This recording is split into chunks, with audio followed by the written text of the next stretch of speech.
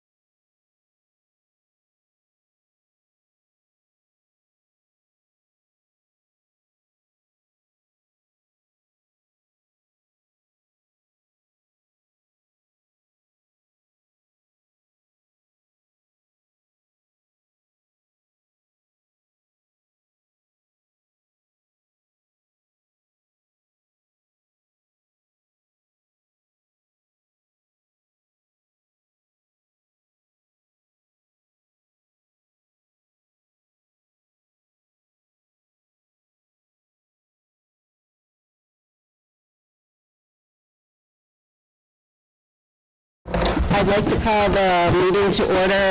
I'm stepping in for Brad tonight, who is unable to be here. Mrs. Hutchinson, can you call the roll? Here. Here. Harrison? Here. Mr. Hamlin? Here. Mr. Long? Here. Mr. Matheson? Here. President Paulson and Matt. Mrs. Erickson, would you lead us in the pledge?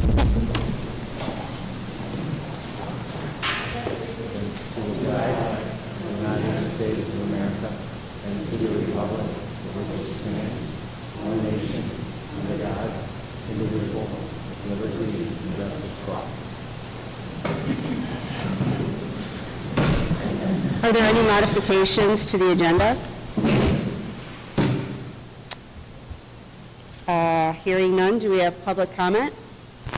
No. No public comments. Okay, so we have an action item tonight. Approval of the collective bargaining agreement with Classified Employees Association for the 2021 to 2024 school year.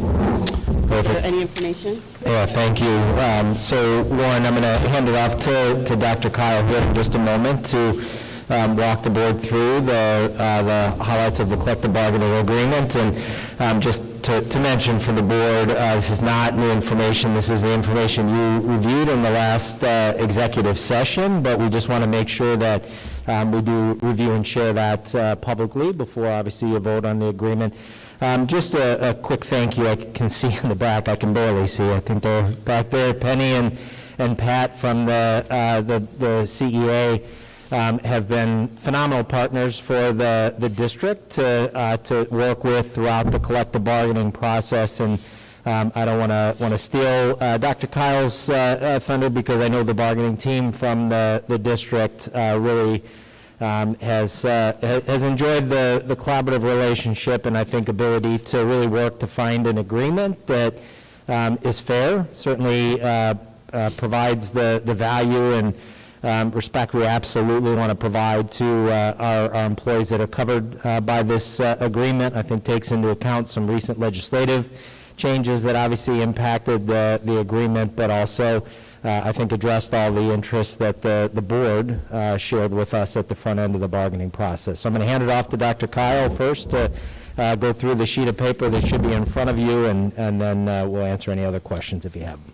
Thanks, Dr. Schuler. I'd also like to thank Penny and Pat back there, the CEA co-presidents, Tom Terranova. Part of the administrative team were Christy Kuntz, Bill Farley, Kim Funkhauser, and Jeff Mitchum. We had about 7 sessions where we negotiated. And the sheet of paper that each board member that I shared in closed session at our last meeting, first thing we focused on was hourly pay. Wanted to be at $13.50 or 3%. Dr. Schuler did mention that one of the things that was driving this negotiation as well is the $15 minimum wage. So year 2 and year 3 will be a blended CPI between 2 and 3% for CEA members. We had some reclassification work that we needed to do over the past 3 years since the last negotiation. The CEA and administration had different positions that we needed to look at. So we needed to look at those positions and reclassify. about $37,000 a year. Appendix C adjustment, really Appendix C is a piece that we need to hire candidates. So Appendix C moves with the $15 minimum wage, and it helps us be competitive in hiring people. One of the focuses that the board gave us to negotiate was health insurance. We focused on HMO. We improved the single and family HMO for CEA members. HMO for single, it used to be 5 years before we got to 70-30, now it's 2 years. It used to be 10 years to get to 80-20, and now it's 3 years. Under the family, used to start at 50-50, the starting is 60-40 now, and to get to 80-20, it used to be 20 years, and now it's 9 years. So we put some effort into making sure that benefits, we're trying to compare ourselves to other districts. This puts us in a comparative with all of our comparatives, about $63,000 a year.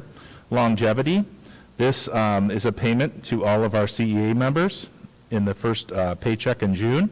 We are the only district in our comparatives that didn't have longevity. And what we wanted to do with this is make sure that we give a longevity stipend to all of our current CEA members. The next piece is the 50-cent shift differential. These are for students that are physically, verbally aggressive towards assistants, and also elopement, those students that run away, and some very highly detailed BIP programs for our students, and that would give a 50-cent differential for those TAs that work with those students. It's about $37,000 a year. And then life insurance, we went from $25,000 to $50,000. Overall, with all of the raises, reclassification, adjustment, everything on this form, $0.9 million of improvements towards the CEA. And Charlie, let me just clarify, that's 1.9 million over the 3 years of the Over the 3 agreement. years, yes. Thanks, Dr. Schuler. It's $1.9 million over a 3-year contract. And the contract obviously would start this. Are there any questions or comments from the board? I have a couple. Could you just briefly, for the record, describe who is a member, or who the members of the CEA are? And number one. Number two, approximately how many members there are. And then thirdly, have we been able to fulfill this last year, all the vacancies that may have been created? Yeah, I'll start with the last question, which is, have we been able to fill all vacancies? No, we have not in my 3 years that we've been here. Part of this contract is to try and be more competitive and fill those positions that we have. The first question was who's part of it. We have secretaries, custodial, also teaching assistants. Teaching assistants make up the majority of this union. Overall, the exact number of people that are in the union, Penny, I'm looking at you, 400? 400. Okay. So about 400 that this meets. Okay. The goal of this was to be competitive and to be able to fill some of those positions, Mr. Matheson, that we've struggled for the last 3 years. Dr. Kyle, could I ask a question? Yes. Am I correctly understanding that what we're doing here is bringing the floor up to a more competitive rate for people in these positions, and then making sure that those who are already here with us in those positions are bumped up accordingly? Yes, our floor was $11.64, and now our floor is $13.50 an hour. And part of like longevity and other pieces is to make sure people that are already here are not getting less money that people that just get hired. Thank you for that clarification. Any other board members with questions? I know it passed. I'm going to look in the back for Penny and Pat. They never gave me the percentile, but do you guys want to? 90% said yes. 90%. Great. Any other questions or comments from board members? Ms. Wheaton? I just want to thank you, both Dr. Kyle and our representatives for working all this out, and I think it was a really important step for our district, and I just want to thank you on both sides for the great work in putting this together. Thank you. I'd like to echo that I really appreciate the historical positive working relationship between our administration and our unions at various levels. I think it is a real positive note for our district. So thank you for your work, and I can't see them behind the screen, but thank you back there. I will say I've been in a lot of negotiations, and the relationship we have with the CEA is one of the best I've ever had the experience to work with. So you are right. We have a really close relationship, and that helps the situations. Great, thank you. I just have one comment to add. I like that we're adding longevity into the contract to hopefully keep some stability in those positions as well, because I know we have had some turnover and difficulty to fill. So if there are no other questions and comments, can I ask for a motion and a second to, I move to approve. let me just finish, to approve the collective bargaining sorry. agreement with the Classified Employees Association for 2021 through 2024 as presented? Mr. Matheson? I still move to approve. Yep. I'll second. Mr. Hanlon, second. Mrs. Hutchinson? Roll. Mr. Matheson? Yes. Mr. Hamlin? Yes. Yes. Ms. Crabtree? Yes. Ms. Erickson? Yes. Mr. Long? Motion passes. I'd like to ask for a motion and a second to suspend the rules and adjourn to workshop setting. Move. Moved by Mr. Hanlon. Second. Second by Mrs. Booten. Mrs. Hutchinson, can you call the roll? Yes. Yes. Yes.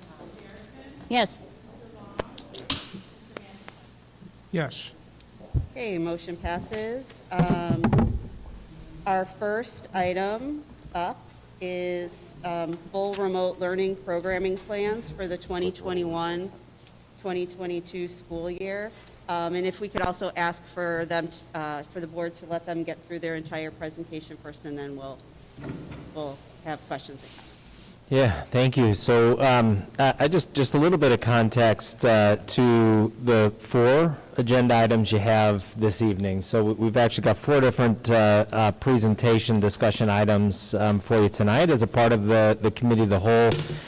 Really all focused on setting the table for next school year. So just a little bit of context, because I want to make sure while there are kind of 4 different topics and presentations, there really is kind of a glue that holds all 4 of them together, and it really is our focus on how we launch next school year. I think we've shared in previous presentations that our anticipation, and I see absolutely nothing that has shifted course on this, is that we anticipate all of our schools operating on normal, traditional schedules next year. And again, I intentionally have continued to say, not use the phrase like return everything to normal, because I think we've learned some things throughout this altered year of a pandemic that we obviously want to continue to draw from and carry forward. But the time that kids are in our buildings, that schedule that they'll follow on a Monday to Friday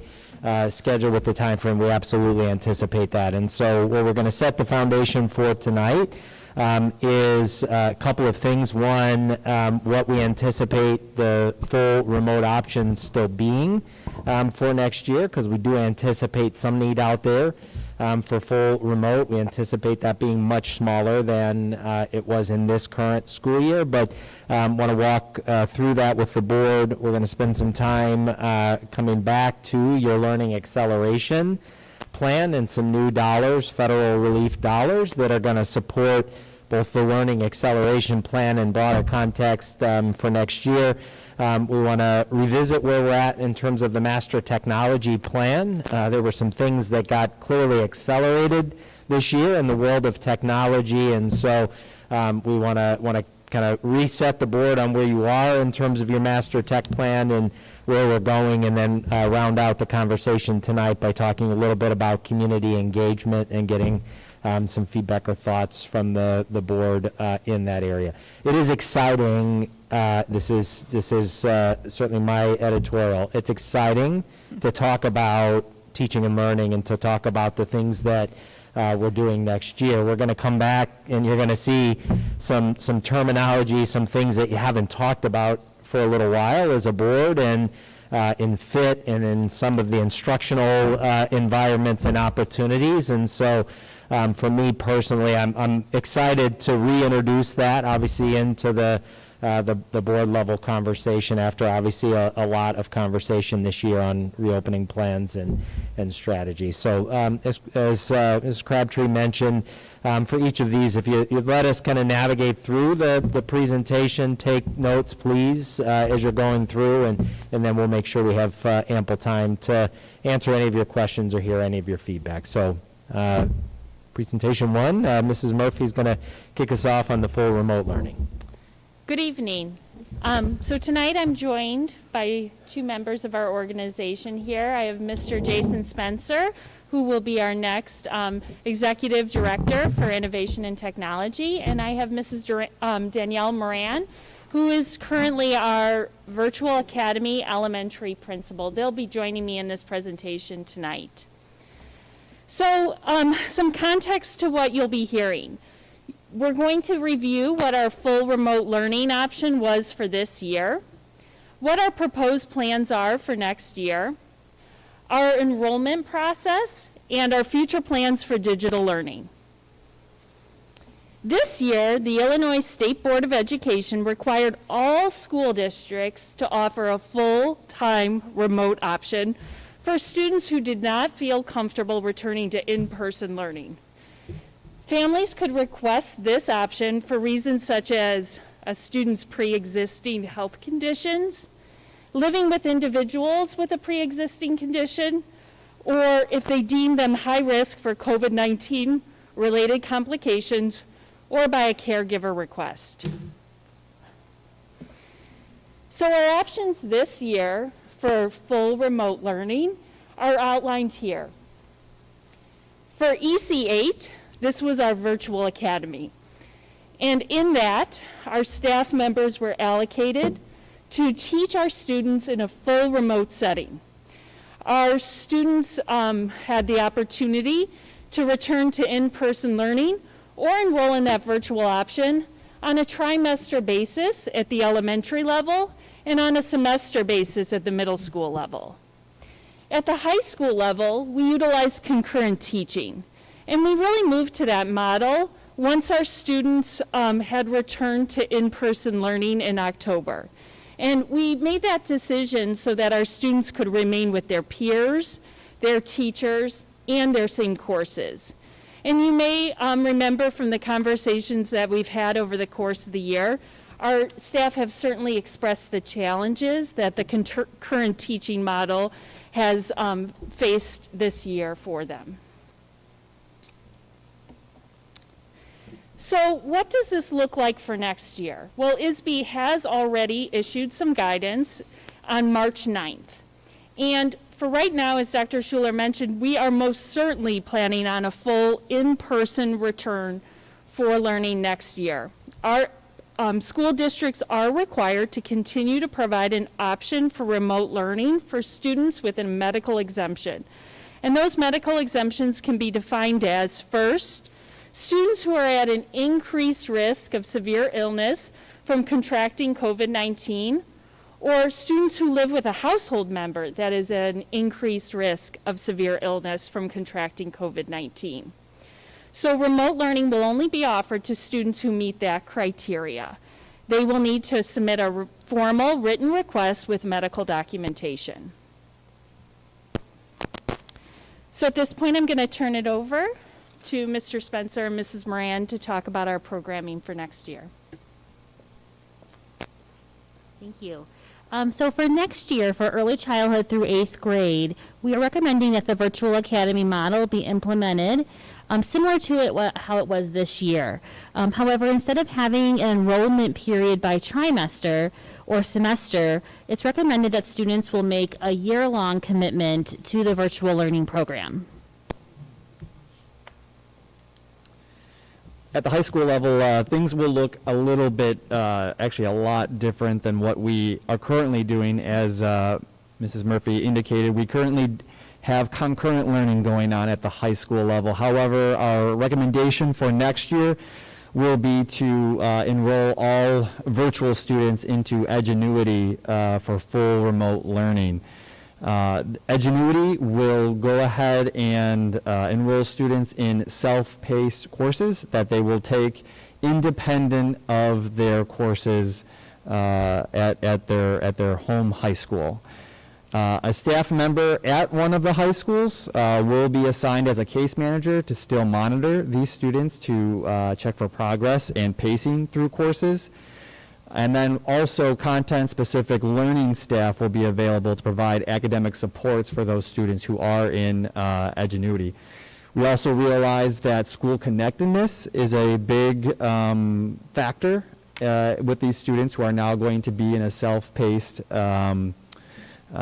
courses, and so counselors would maintain connections with those remote students, offering support and any guidance they can as they normally would if they were in person.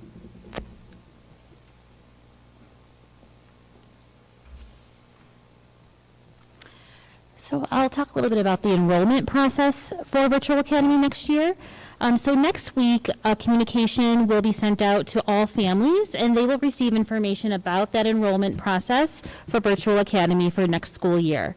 This is going to include a Google form and required forms for physician and healthcare providers to certify that there is a medical need to enroll into our Virtual Academy.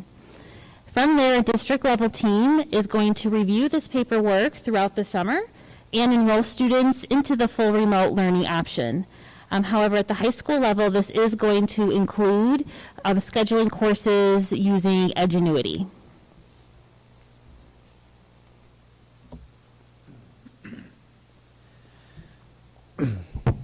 We also wanted to take some time to also discuss what the future of digital learning could be. Obviously, the pandemic has not necessarily created optimal experiences for what we consider optimal digital learning. However, I think there's a lot of positives that we gained from having teachers get used to teaching students in a virtual or even blended, concurrent, all kinds of different environments over the course of the last year and a half. So what we wanted to do is, what positives could we take from all of our experiences during what we'll call pandemic learning, and how can we build on them as long and as well as all the things that we had started before the pandemic. So what do we have with us right now? Well, the pandemic moved us to one-to-one a little bit sooner than we anticipated. So now we have this fortunate system now that we can now go fully and explore what it really means to be a one-to-one district and what that brings with it. We also have to realize the age appropriateness of each type of learning environment, right? Some learning environments that we might want to explore at different levels, we know work with some age levels and maybe not so well with other age levels. So anything that we might want to explore or try really will take an age into consideration and what's appropriate for each level. And lastly, as Dr. Schuler had mentioned, the fit vision is something that we had often referenced in what we want learning environments to look like in District 200. And I think now, with all of the lessons that we learned and with all of the things that we can do moving forward, it's now, I think, a good point to at least reference the fit vision, whether it looks exactly like it did beforehand, but now I think we have the opportunity to go a little bit further and revisit that. And so I just want to end on what's possible. What are some of the options that we might want to consider given all of the things that we learned during pandemic digital learning? Do we have the ability now to expand blended learning options? So when we talk about blended learning, it's not necessarily that all students are remote, but now there's a lot more independent learning going on. At least at the high school level, some degree at the middle school level, we've seen that students are able to take control and ownership a lot more of their own learning. So blended learning might give them more options to do that. Digital inquiry learning. So inquiry learning, very big at the middle school level, right? Could now, given that we have one-to-one devices and more technology, can we use that technology to create inquiry experiences for students, right? To make a more rich learning environment. And then Can we even also look at the possibility of full online learning? Again, age appropriateness. So we're probably high school level, right? But is there an option for high school students to take fully online courses, right? Edgenuity would be one of those options that they're currently going to have for Virtual Academy, but would it also work for other students in other circumstances? So just things that might be coming down the line to investigate and see if they would work in our district. Thank you.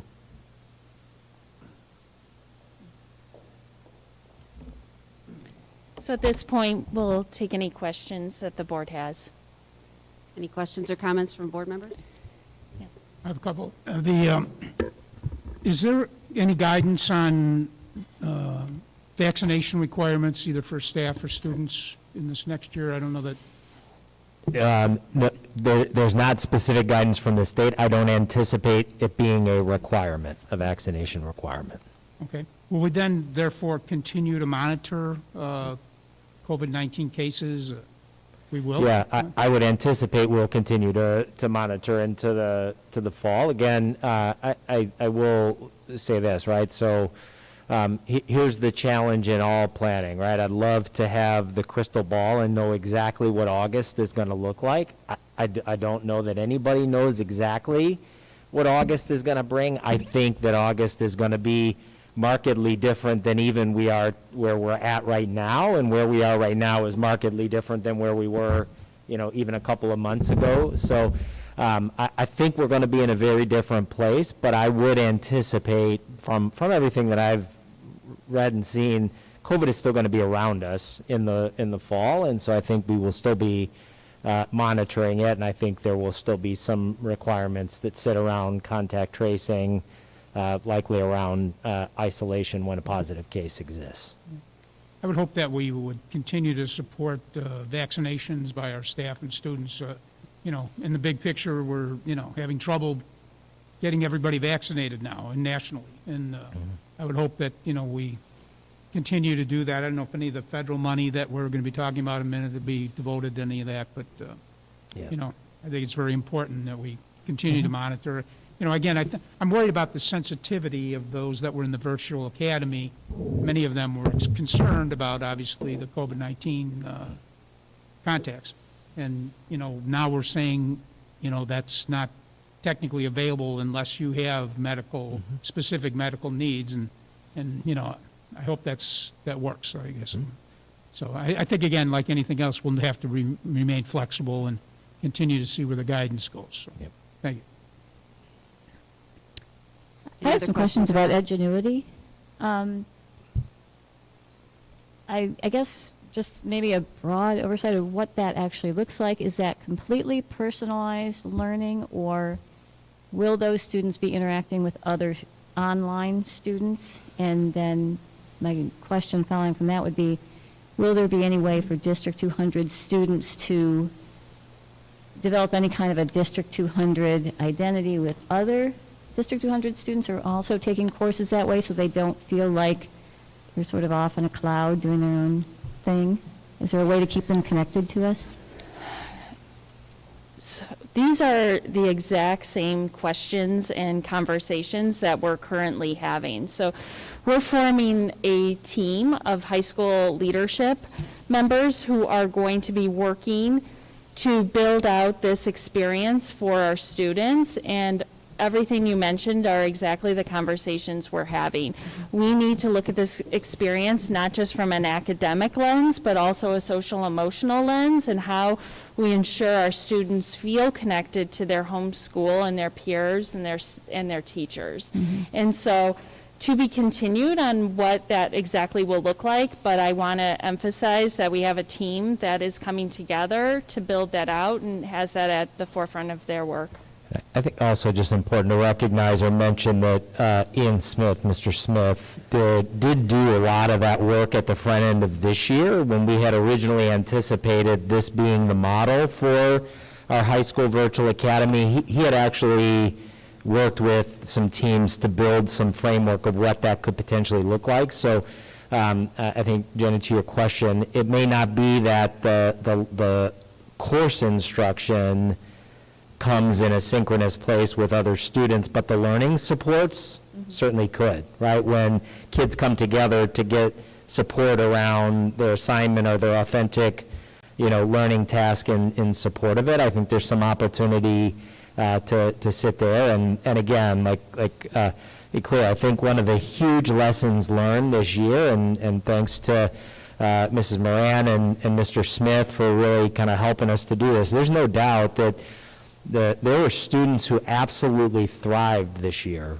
in the virtual academy. They did it because they still learned in a connected environment. They were engaged in a very connected, vibrant learning environment, even though it was and so I think that was a lesson learned. We have to build that, right? For us to design an experience where a student is in a silo and never kind of interacts with other learners, I don't think is necessarily again, if you come back to our fit learning environment, that would not be the learning environment in which we want, kids. So I think we have to think about that opportunity, but part of that, much like this year, is that we're going to move into the experience and continue to iterate, see what learns, and see, what works, and see how we can get kids connected. But I think it's got to be a part of the learning experience in some way. I wonder if I could ask Mrs. Moran, are there any insights, or would you have anything that you could share with us about what Virtual Academy as a community was like this year? Were those kids, did they feel like they were all part of, a Virtual Academy school, for instance, so they had some connectedness to each other? Yeah, I would say that they would. I think our staff would certainly say that they felt like they were part of something new and a part of our virtual school, but also still trying to stay very connected to their home schools as well. I think our teachers would say that probably the best thing that came out of this virtual experience is the relationships that they were able to build with students.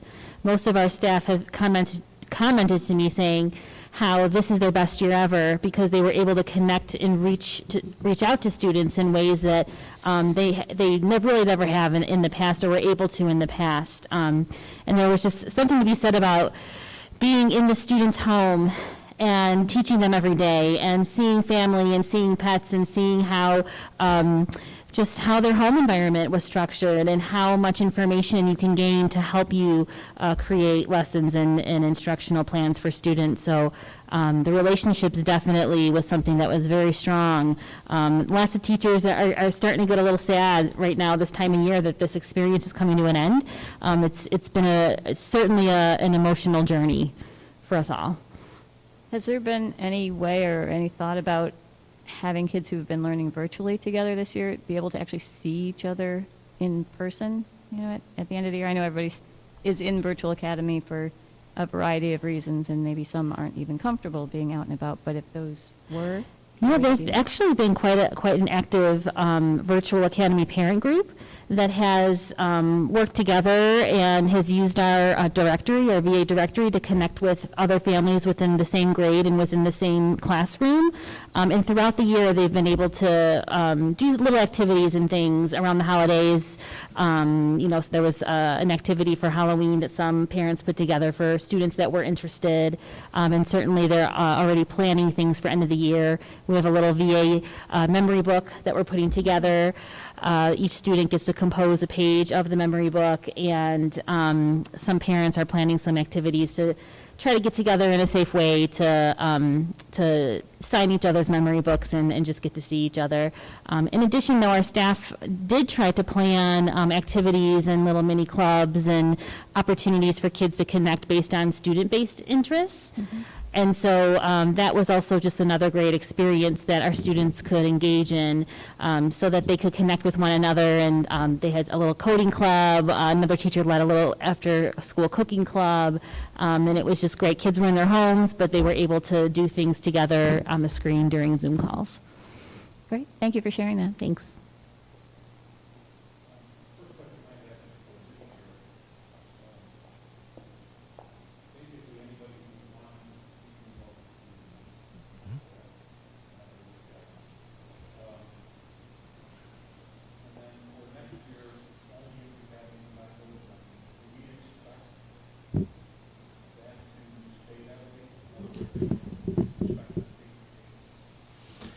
Yeah, I've seen no indication that the state is going to move that direction. Again, really every guidance document, not just around virtual, but just around return to school, pieces certainly seems to be geared that direction. So I've seen and heard no indication that the state would require just a blanket open enrollment into virtual next year, that it would be tied to criteria.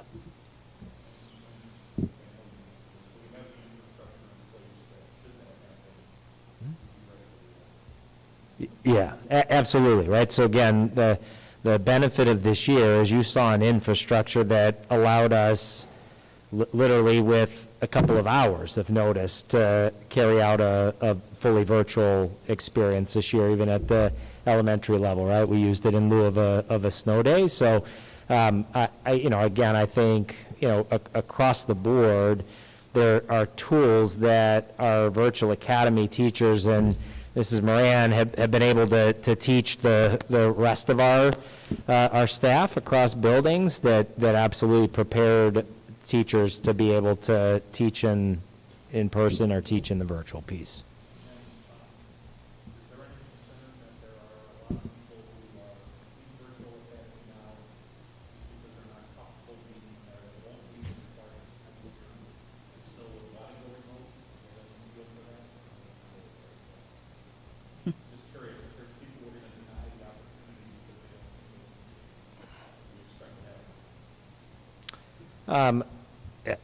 I couldn't give you a number. I don't know if Mrs. Moran or Mrs. Murphy would even want to try to estimate at a number. I'm certain you have people, because again, you have families that have done very well, right, in that experience. But I don't know a number. Mrs. Moran, do you have any? I don't have a sense of a number on that, but I would say that, I think our building principals are already preparing to have those conversations with families, especially to those that haven't been back since March of last spring, in order to share the mitigation efforts and the extra measures that, that we're taking to try and reassure them and kind of ease them back into, transitioning them back to in-person.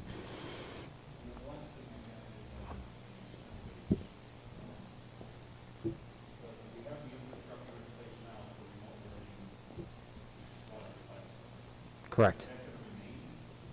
The infrastructure? Yeah.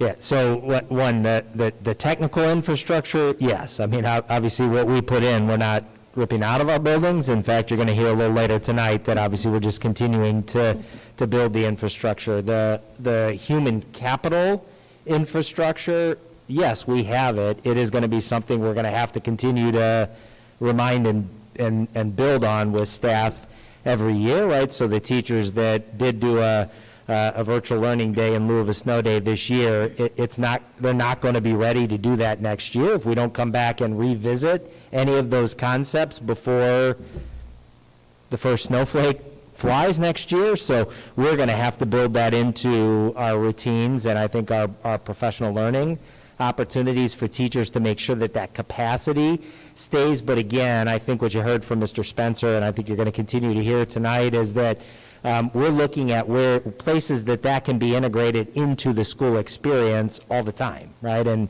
if that's the case, if kids are familiar with the tools that are used, be it Google Classroom or any of the the engagement tools, then the transition will not be difficult. I do want to mention this, though. So in order to do that, we do have to reapprove our e-learning plan. So there was an emergency provision this year that allowed us to do that.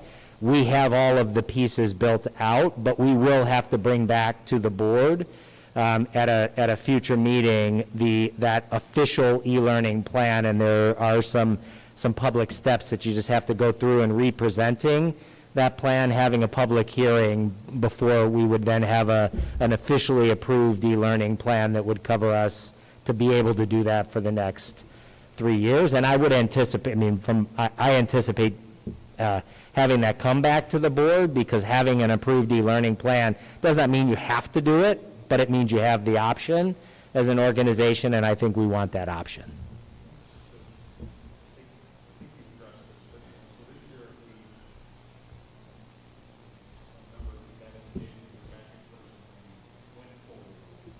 We had only one at the elementary.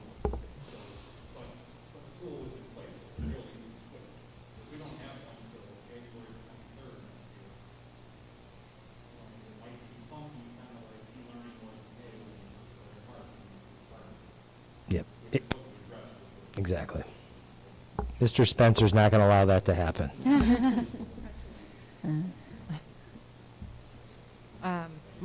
Most of my questions were asked by you. I guess my one comment is that I just want to say I agree with Mitt for virtual academy, and I think it makes sense with the medical exemption that that's most likely what a family would want. And my only other question, and I'm fairly certain we addressed this at the beginning of the school year, but just with Edgenuity, are all of the options available to high school students that are available through our physical high schools? Like, are all the same classes available?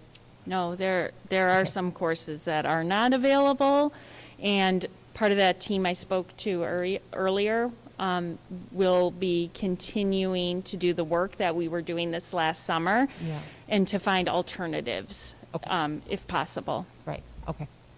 But yeah, like I said, they asked the questions I had, so thank you very much for putting this together. So I just want to echo Jen Erickson's point about connectedness, and Jeff, I really appreciate the color on that. That was helpful. I just think it's extremely important, as we've always emphasized, and it's been a priority for us. And it's hard to capture that in a few words on a slide. I totally get it. But I think it's important that we as a board just emphasize how important that is to us. And if possible, it'd be very interesting to make it Edgenuity, the folks in there, a little bit of a priority for teaching and learning to visit. I think that, it keeps us kind of engaged in it versus this kind of this exception that's kind of out there. So I love that idea of making that a priority for teaching and learning. And then how do parents who are considering this find out about what this is? Because it's a fairly big leap from concurrent teaching to Edgenuity, and so they're going to need some time to process and learn about it. What's the approach for that?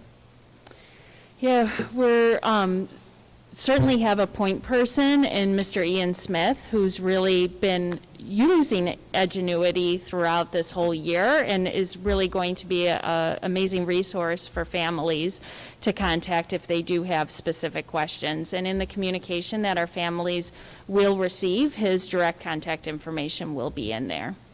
How many high school students do we currently have virtual learning? I don't remember the number.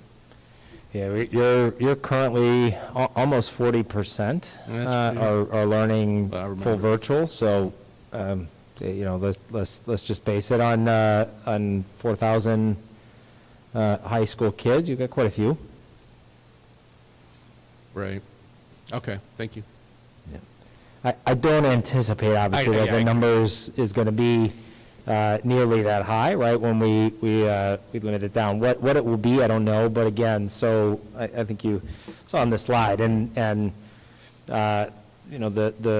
there's a significant level of detail that sits behind what you saw even in the presentation tonight on the forms, and Erica Ekstrom is over there.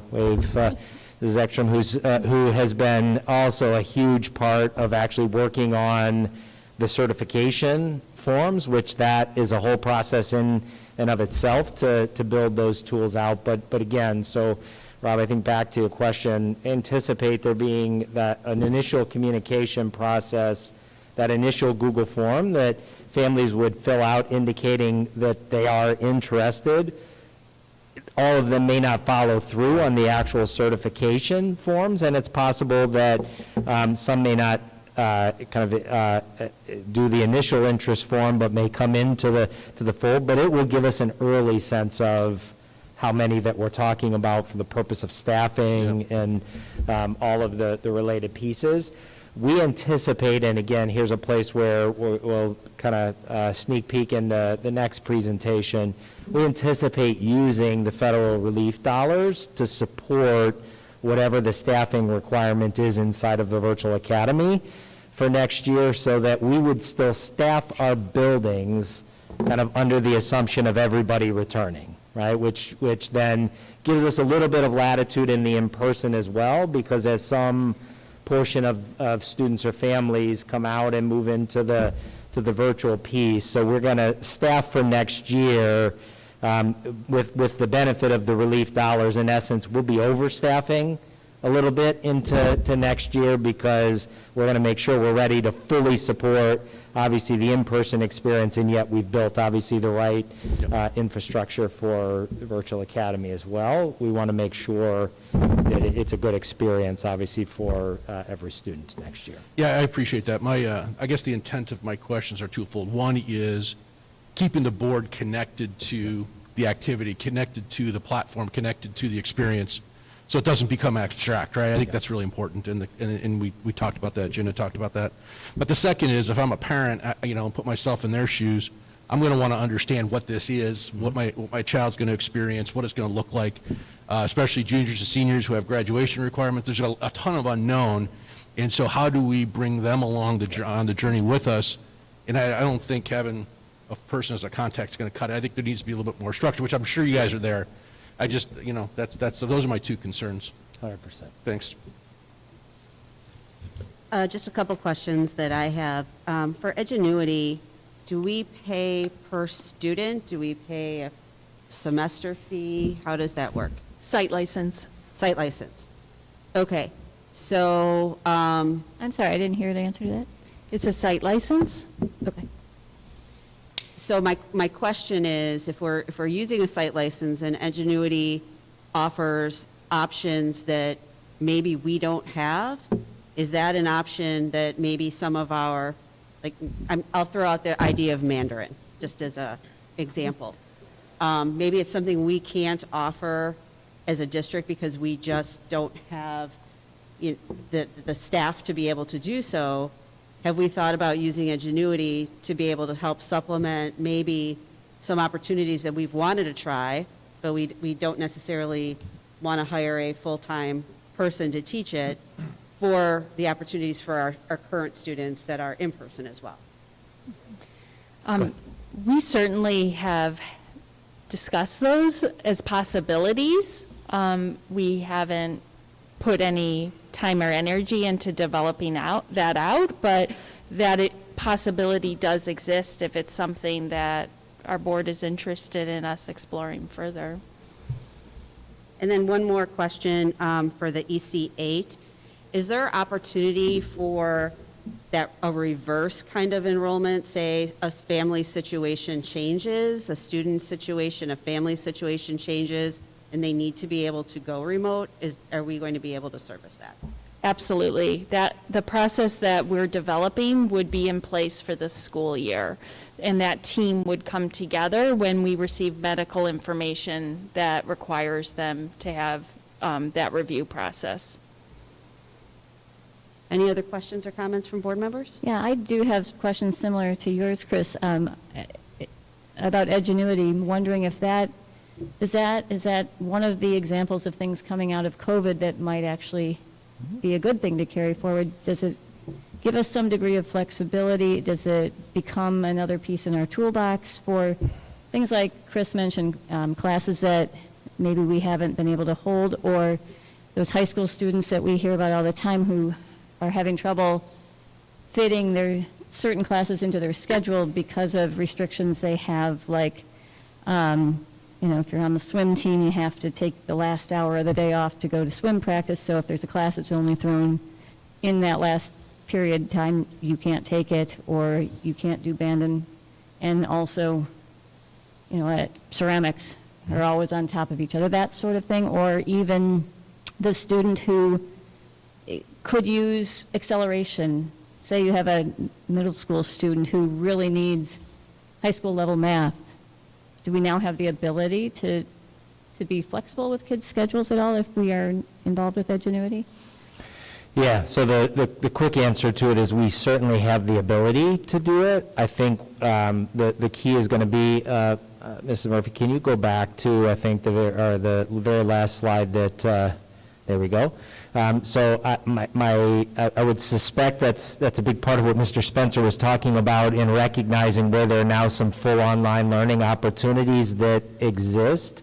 I think we have to be careful that just because the opportunity exists doesn't guarantee it's a quality learning experience. And so I think that the short answer is yes, we want to take advantage of quality learning opportunities. We just want to make sure we're thoughtful in how those opportunities are available to students so that it does not just look like it's a menu of pick this class and then we won't have to check in with you again until the end of the course. And we wouldn't do that, but I just, the answer to I think all of your questions is yes. I think it opens up a new menu of opportunity that didn't exist before. Right.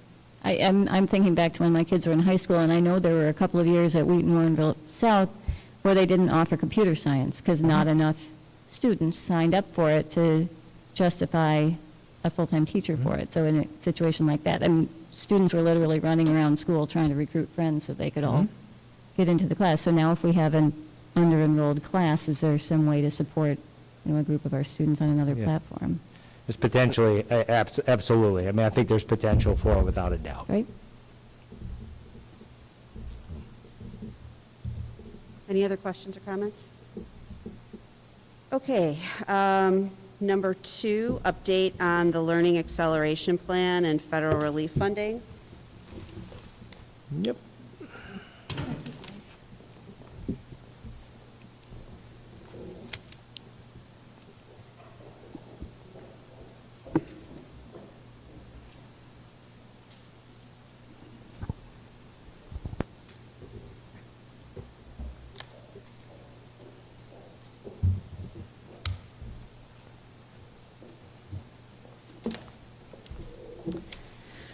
All right, here I am again. So tonight I get to provide you another presentation, and this time I'm going to be speaking to the federal relief funding that has been made available to District 200 and how that helps support our learning acceleration plans. So we have 5 guiding questions for our presentation this evening, and I'll be starting with our first one. What are the federal grant allocations District 200 will receive through the COVID-19 pandemic relief legislation? So the first round of federal relief funding that we received was through the CARES Act. And that was the Elementary and Secondary Emergency Relief Funds, otherwise known as ESSER. And the intent of these funds were really to help support schools to be prepared for this year and all the unanticipated expenses. And so that grant funding period was started on March 13th and goes through September 30th, 2022. Our ESSER 1 funds supported the following items: technology purchases, so this was laptops, and the infrastructure for live streaming. It supported online curriculum and assessment subscriptions. It supported our staff that helped over the summer in that core reopening work that we did, and our communication efforts. And it has supported our learning acceleration plans. It should also be noted that we did submit our application as it was released, and that was in July of 2020. There are 2 other rounds of funding that are going to be made available to District 200. And so that second round of funding is ESSER 2, and that was authorized by the Coronavirus Response and Relief Supplemental Appropriations Act. And the third will be the ARP ESSER, and that was authorized through the American Rescue Plan. So as you can see here, District 200 will have about $14 million that will be made available to support our efforts and our learning acceleration plans and the other priorities that we're outlining here this evening. This funding has been determined by the proportion of Title I funding. There is a grant application for each of these different funding sources, and that is submitted to the State Board of Education. You have to meet a set of criteria, and it goes through an approval process. The ESSER II grant application has just recently become available, and the ARP ESSER grant application will be available after July 1st. All of these funding sources date back to March 13th, but they all have different ending times.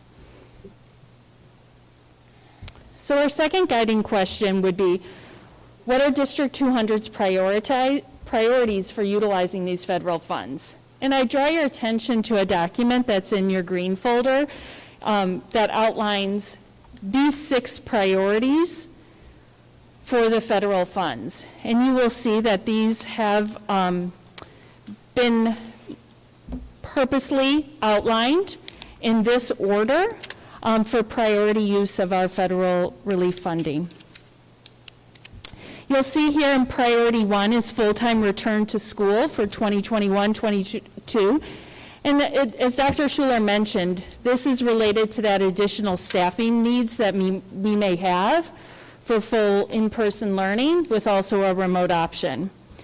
Our second priority is around our learning acceleration plans that we're going to go into great detail this evening. And social emotional learning, which Dr. Slaggy will speak to.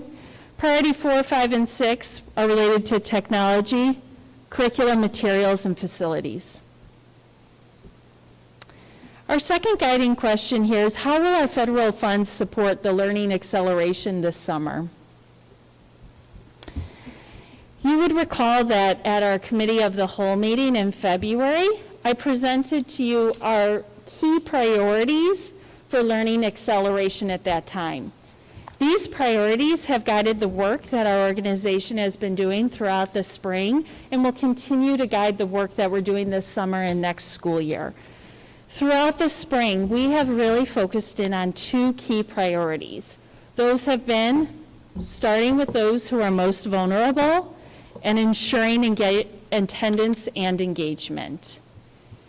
And when we think about that first priority of starting with those most vulnerable, we certainly know that the pandemic has amplified the educational inequities and impacted our most vulnerable students. And so many of the plans that we have put into place this spring have really been targeted to support those identified students. The second priority being around attendance and engagement. The learning environments of virtual and hybrid learning have changed the landscape of attendance and engagement, and some students have needed targeted support to thrive in this area. ESSER I funds have helped support those 2 key priorities by allowing us to have attendance and re-engagement efforts for our elementary virtual academy students. We've added additional sections of reading and math support at our middle school virtual academy, and we've had additional credit recovery opportunities for our students at the high school level.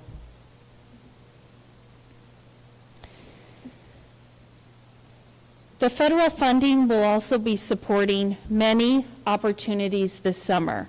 And those opportunities are, there are some opportunities we have had in the past, and we've now have the opportunity to expand programming this summer. And we have programming at every level.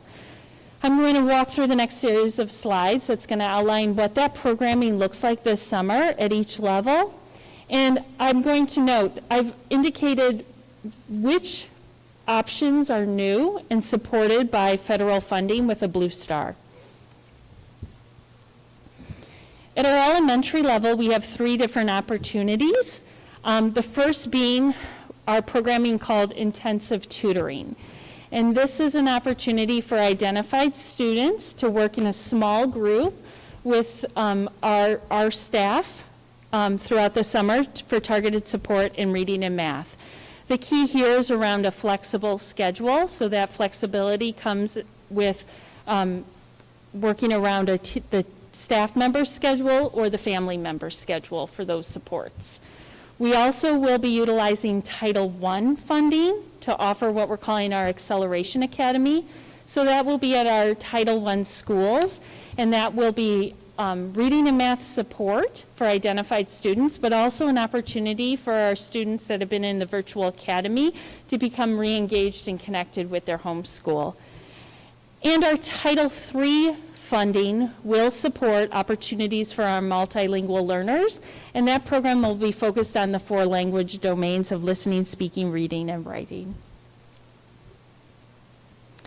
At the middle school, our federal funding is supporting all of the opportunities that we're able to offer this year. First, we are offering a summer school program for identified students, incoming students in 6th through 8th grade in language, arts, and math. Once again, an opportunity for our virtual academy students to return to the building and make a connection to their home school. This will be offered at each of our middle schools. We also will be continuing to support our students that are in the virtual academy, but they've been in that day academy program that we have spoken about a few times at the board level. As a reminder, that is a program that's modeled after our high school day academy. We actually utilize Edgenuity for that option, and it's for a set of students who needed more flexibility in their day and additional supports. And so they actually have middle school teachers serving as case managers with that learning platform, and they're going to continue that coursework this summer. And finally, this last opportunity is one of those that really speaks to the conversations that we were having as a part of the last presentation. This is a new opportunity that we're able to offer through the Edgenuity platform. It's the self-paced mini courses. And so Edgenuity has self-paced mini courses in language, arts, and math that allow our student, any student who has interest, or family members that have interest in their students reviewing key concepts and skills, can enroll in this program over the summer. It also includes short quizzes to assess mastery.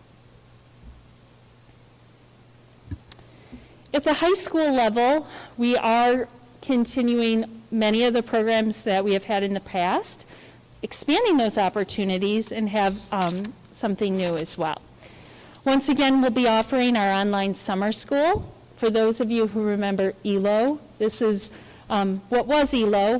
This is going to be the second year where District 200 is organizing that online summer school opportunity for students who want to take an additional course this summer. We have expanded our offerings. We now are also offering communications this summer in that online summer school. We're also working on an opportunity around summer enrichment. Again, the same idea really that we spoke to at the middle school level, where the Edgenuity platform can be utilized for students who may feel as though they maybe missed some opportunities or need an opportunity to review some of the content in a course this year. And so a survey has actually gone out to students and parents at both of our high schools to solicit interest in that option and what courses they might be interested in enrolling in. We also will be offering what we're calling summer term, and this is a credit recovery opportunity for our high school students to stay on track. And once again, we're offering our bridge program. So we have our freshman bridge opportunity and our AP Inspiring Excellence bridge, but we are expanding those this year. So all freshmen are invited to participate in our freshman bridge, but also our sophomores that were fully remote this year. And then for AP Inspiring Excellence, that program has traditionally been on an invitation basis, but we are expanding that opportunity for students who feel they may want to take advantage of that option this summer. At this point, I'm going to invite Mrs. Ekstrom, our Executive Director of Special Education, to speak to the district-wide opportunities in the special ed department. Good evening. We are continuing with our extended school year program. This program is for eligible students to continue and maintain their academic and functional skills, and students are eligible for this program based upon IEP team recommendations. This program will run through June 18th through July 15th at Bauer Elementary in Jefferson. We are also adding 2 new summer programs. One is the Special Education Summer Bridge Program. This is for targeted students in grades 2 through 8, and the goal is to provide intensive services in reading and math using the evidence-based reading and math interventions, as well as some social emotional enrichment activities. This program will also take place June 18th through July 15th, and families will hear about it through their case manager, and it's based upon their IEP data and teacher recommendations. And then the final program is our COVID Learning Recovery Plans, and this program is for eligible students across all of our programs, early childhood all the way through transition, including our students who attend therapeutic day schools. And this program will focus on students' individual needs based upon their IEP or 504 plan. Services are really based upon the individual students' needs they may have.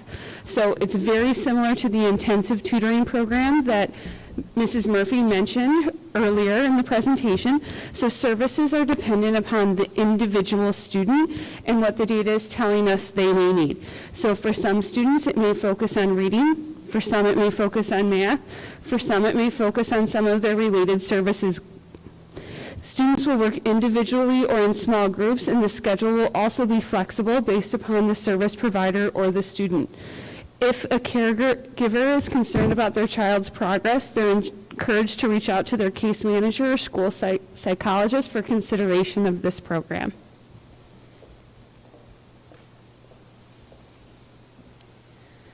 Our next guiding question is, how will the federal funds allow District 200 to restore and expand opportunities for our students and educators in the future? Once again, I return to our key priorities in our Accelerate 200 plan. Our team certainly recognizes that we have many plans for this summer, but we need to continue that work next year. We recognize the importance of implementing the most impactful, evidence-based practices to accelerate learning. Our team has already had conversations around 4 of these key priorities being a major focus for our work next year. The first one being a whole child approach. We recognize that school is more than just academic standards, and it's vitally important that we support our students with the challenges they're facing in their wellness and mental health needs. Meeting the needs of all students. We've always talked about differentiation and individualization, but that is going to be even more vital coming out of our pandemic world and the altered learning that our students have experienced. And just a reminder on that term differentiation, when we say that, we're thinking, how do we plan for groups of students, not just everyone in the class learning at the same pace in the same way, but how do we think about that learning for groups of students, but also that idea of individualization and the individual needs that students have. Using assessment to prioritize learning, it has been a topic of conversation always and more focused even now. Formative assessment is essential to responsive teaching, and formative assessment are those checkpoints that teachers have along the way to ensure that students are mastering content and concepts. This is going to be critical to helping our teachers determine the adjustments to their lessons and their planning. And lastly, the concept of accelerate or integrate and don't remediate. All students need the opportunity to learn at a high level, and grade level content and instructional rigor are our academic priority. Rather than an approach and focus on remediation, our focus is on acceleration and commitment to grade level teaching. To accelerate that learning, we need to be intentional in integrating prerequisite standards into grade level content and providing supports for our students to enter that learning.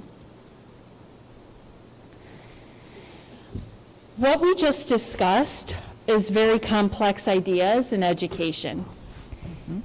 Here you'll see a visual of the important positions that have always supported those priorities that we have discussed. Our intent is to prioritize the funds that we are receiving to meet those priorities and restore and expand positions that have proved impactful and successful for us. So we're going to dive into this visual and talk through how that is going to help support our learning acceleration plan. I'm going to turn to Dr. Salagi to start us out with this idea of restoring positions. Thank you. Good evening, members of the Board of Education. So just to talk about, when we talk about restore, what exactly do we mean? And we have to take us back to last summer and think about our vision for what's actually happening this school year at the elementary level, right? So our vision for 2020, 2021, twofold. We wanted to provide a consistent daily in-person learning experience in our schools, and we also wanted to provide a consistent virtual learning experience without live streaming for our elementary students, right? The virtual academy. And to do so and to accomplish this, we ended up utilizing many of our specialists, many of the specialists that you see listed in this restore category, to actually staff our schools in our general education settings. General education in VA, in virtual academy, so classroom teachers, as well as we added many more sections at the elementary level because of the physical distancing requirements. What this did was limited or negated specialists, especially in the area of math. It lowered our number of specialists in reading. We condensed our EL specialists to cluster them in classrooms so that they could deliver a little different service model. We split our LLC directors between 2 buildings instead of serving 1 building. So across the board, we made our vision come to life and provided a robust experience to our kids in both of those areas. But in the same time, we limited and made the most out of our staffing. As we move to next year, it's vital that we restore those positions, right? So our specialist allocations across the board will be restored to support individual student needs. As you've heard Mrs. Murphy talk about the needs, and as we plan for the learning acceleration next year, we want to make sure that we are ready to support students across the board, and these 5 areas really play an important role in that. Now we're going to dive into expand, and I'm going to start this off talking about expanding our SEL supports, and certainly then we'll talk about the other areas that we'll be expanding on. So when we say expand, this is above and beyond the restore area, which we've just talked about, which is really just getting us back to where we were, but how do we expand on what we're already doing in the SEL world? And 2 areas I want to focus on that I think are really, really important. In the student club area, we've talked a lot about the student experience. We've talked about our students feeling connected to school, and while many times it can be a classroom teacher, or the academic experience that's connecting kids to school, could be an athletic experience, but we also know that student clubs play a significant role in connecting kids to school, maybe because of an interest that they have, maybe it's because of the peer relationships they form, or the relationship that they maybe form with the adult that's leading that club. Our plan next year will be to increase the number of student clubs, not only offered at our high schools and middle schools, but also at our elementary schools. We have a club activity task force that's been looking at this in detail, and we really want to have programming that's robust, kindergarten through 12th grade, so we can start tapping into those interests at an early level. So not only do we want to increase the amount, but we also want to be looking at this from a K-12 perspective. In addition, you may remember that we've added emotional wellness coordinators at our high schools for this year. This was a new position. A big part of their work was not only managing the mental health stresses that our students may have been having, but also managing any hospitalizations, and being really that core person that supported social emotional wellness throughout our schools. We want to add 2 positions at the middle school in those areas, one on the north side for our north side middle schools and one on the south side for our south side middle schools. We think this will be really important as our students are returning back to a traditional year. We do anticipate a need there. The need has been there. You may know also that at the high school level, these folks also lead a lot of our preventative programming, programs like signs of suicides, and the pieces where we're asking students for input and we're able to provide intervention or support if needed.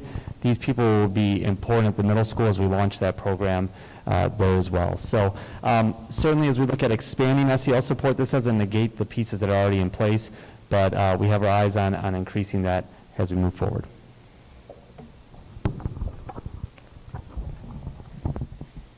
We're also looking to expand support to accelerate our students' academic progress. An area that we continue to talk about and focus on with our Learning Acceleration Plan is mathematics. Therefore, our plan is to expand the number of math interventionists at our elementary level. Currently, we have a 0.5 math interventionist at our Title I building, so we're looking to expand that to all of our buildings. And also looking to utilize, or looking at our coaching model that we've had in place at our elementary level that's been successful, and moving that up to our middle school to support our middle school staff as well in math. We've also identified some additional supports in the teaching and learning space for our educators. And that would be, utilizing what we're calling curriculum leaders to oversee that curricular work that we know is necessary, especially in 2 key areas, mathematics and foundational skills. Also, at our elementary level, we're looking to expand that support for our staff with a technology coordinator. So with the increase of devices at our elementary level, an additional technology coordinator will allow all levels to have that leadership and support. As we mentioned at the beginning of the presentation, there are 6 key priorities that we've outlined for federal funding. These are the other 3 that, and with more expanded information for you. So, and there's curricular materials. There's certainly a need to renew some curricular materials. The federal funding could give us that opportunity, specifically in the areas of, like, we've had phonics on our plan of a curricular resource we've been planning and looking at, elementary and middle school math and middle school science. Also, now that we have one-to-one devices, this is an opportunity for us to look at curricular resources that allow for anytime and anywhere learning.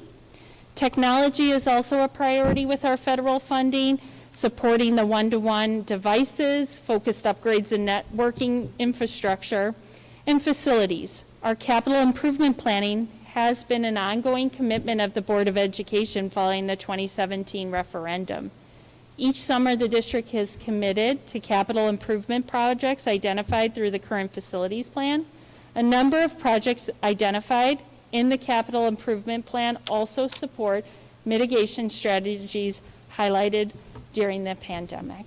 And can I, just one quick comment on that? I just expand on the facility piece a little bit. So I want to call the board's attention back to the ramp plan that you had in place to get us to the point where we were allocating $7 million, a little over $7 million a year. And we are close to the end of that ramp. What we see an opportunity here is the ability to utilize some of the funds to complete the ramp without you having to draw any more money out of your fund balance. And so I think a couple of things that are of benefit. One, it gets us to the end of that ramp, which was a commitment that I know is very important to the board and to the community. But 2, I think it preserves some flexibility to come back to that 2017 referendum plan as well and see where there are some other opportunities to attack projects that went beyond the things that you've already completed. So you obviously took care of the Early Learning Center. We took care of the security upgrades. We've addressed a lot of the capital work. I won't say that we're caught up, but we've made significant gains in doing that, but there were a few other items in that plan that included some upgrades to our library learning centers. And again, as you think about intervention, you hear a lot of the concepts being presented tonight. We need space inside of our buildings to do the work with kids, both the support work, but also the innovative work. And so I think there's some flexibility to come back and perhaps utilize some of the fund balance dollars you won't have to use to complete the ramp, to perhaps target a few of the projects as well. So that's we don't need, that's a deep dive that probably is a topic in and of itself for the facilities committee, but that's kind of the connection to this, is I think there's an opening to obviously use the dollars to also help us to attack some other opportunity. So, sorry, go ahead.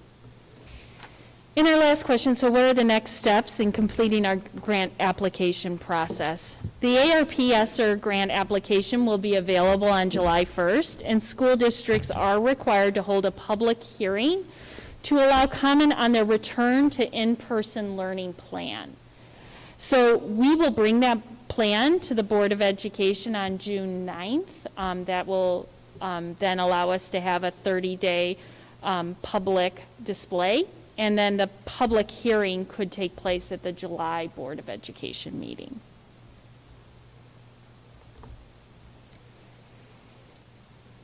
Are there any questions or comments from board members? Okay, I'll go. I'm confused on the last point, because you talked about the ESSER grant, and there's 3 tranches on the slide. What does this one apply to?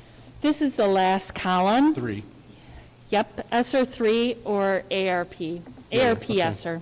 All right, thank you, that helps.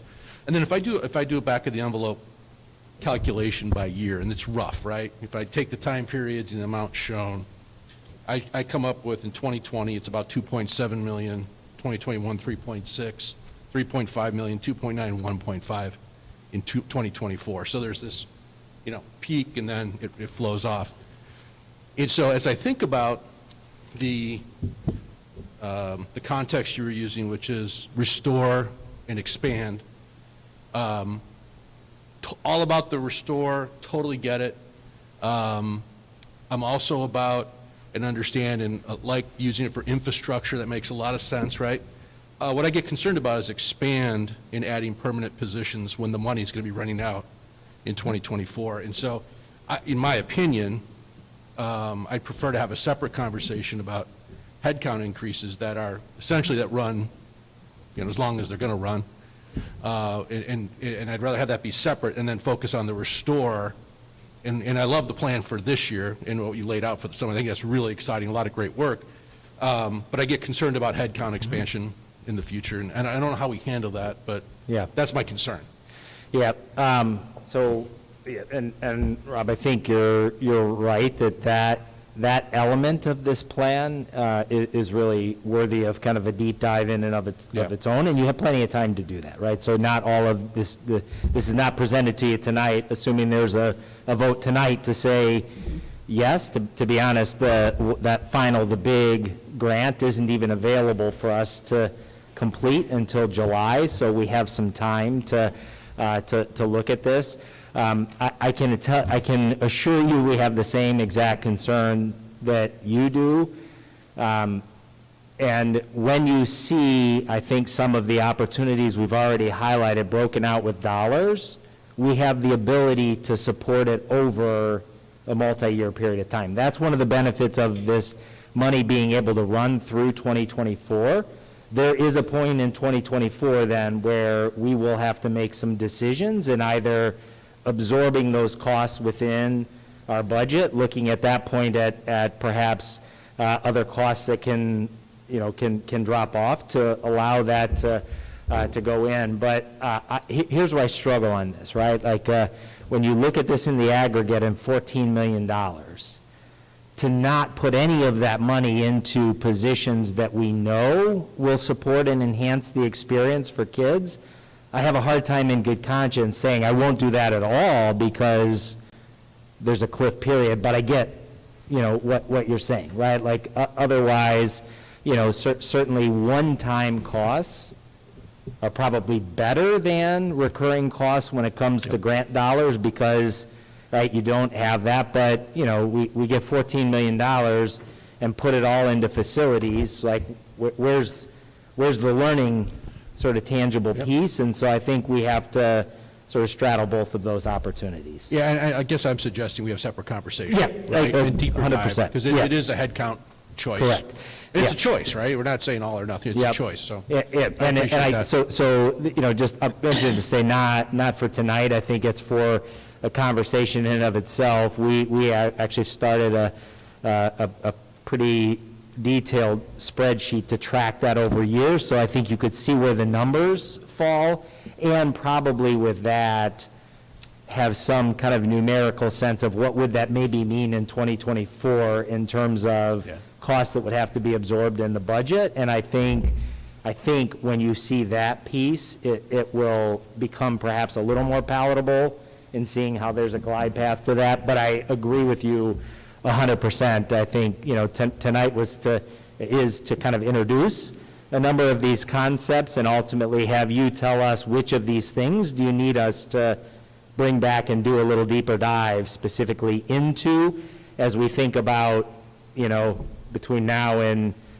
in essence, June, when we do technically have to, we have to present the Yeah, plan yeah. to meet the requirement that opens access to at least the $9 million grant. So, And then how much is the 2020 money is done, correct. right? Spent. And we're on 2021, pretty much done? Roughly? Not done. We've completed that grant. So again, that grant is not by year. The grant is by the three separate grants. So we don't have to develop necessarily like a specific yearly plan, like fiscal year '21. We have to develop three separate plans, ESSER 1, ESSER 2, and ARP or ESSER 3. Got it. We have the ability to spread that out over multiple years, which, again, I think also makes sense, because if you took all this money in one kind of lump sum, the tail of the annual financial report of the district at some point is going to cause people to look back and say, how did you see a $14 million shot in revenue, you know, all in 1 year? So I think it's also to our benefit to spread out the money over 4 fiscal years so that you kind of, you have a smoother glide in terms of the revenue that comes into the district. No, thank you. I'm also it's impressive how the key priorities align to the activities we're going to see. It's awesome, so thank you. Great work.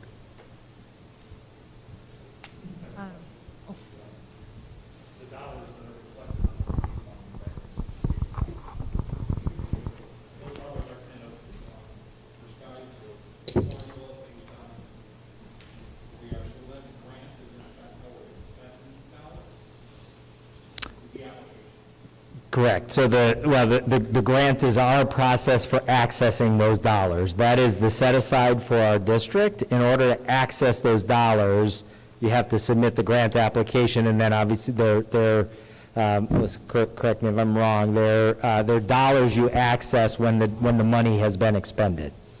Right? So you spend the money and then you get the reimbursement on it.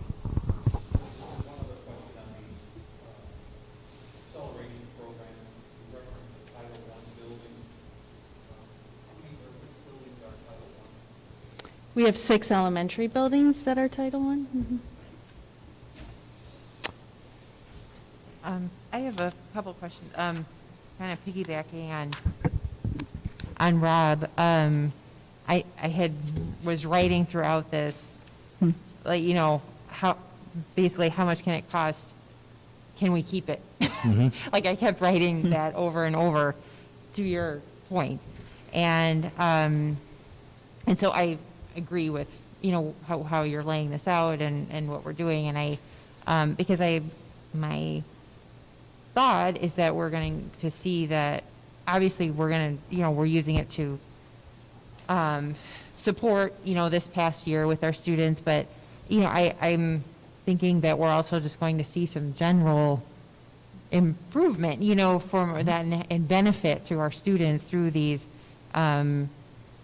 programs. And, you know, and I think there'll be adjustments, but I think if there's a way, like you said, in the long term, we can figure out how this could be beneficial for everyone going forward, I think, that's a conversation, I would really like to have. Let's see. For the tutoring, I understand for the summer, and I think that's fantastic. Will that also continue into the school year as needed, as kids get back into their classes, and some who may not have been a part of that summer program may realize, you know what, I do need some tutoring just to kind of get going again, maybe not through the whole year, but just, so is that going to be part of the actual school year too, potentially? Our core learning acceleration team has had the conversations about that continuing throughout the school year. Okay, great. And Susan, so the recognized high leverage strategy is intensive tutoring, right? Like recognized in a lot of your kind of impact studies. Again, just at the core to connect the dots, that's really what a lot of your math and your reading intervention are, right? I mean, those are high intense tutoring interventions that take place during the day and sometimes even beyond the school day, but that's the core intervention. So it does take place. I think the restore element of ensuring you bring all that back, you are bringing that high intense tutoring into the day. Okay. So I know a lot of these programs were saying that it's based on student learning data and teacher recommendations. If by chance a parent is not contacted to be a part of this program, but they feel that their child should be a part of this program, I guess they should contact their teacher or their principal to discuss that with them. Is that? Yeah. I just want to kind of put that out there for some reason. Absolutely. And I guess what is the process of that? When will parents start hearing about their child's eligibility so they know if they've been, selected or not? Currently, our buildings are working on identification and discussions, reviewing the data that's been provided by Dr. Ozumkowski, and during the month of May, they will receive personal communication regarding the programming opportunities. Okay. Regarding special education and the recovery plans, will this be happening for our outplaced students as well? Was that coordinated through District 200 or through their outplaced school? It's done in collaboration, so they'll work with their outplacement coordinator, who will then partner with, work with the family to look specifically at their individual goals, get feedback from their school, and then they'll work on an individual plan. Okay, great, thank you. Let's see, sorry.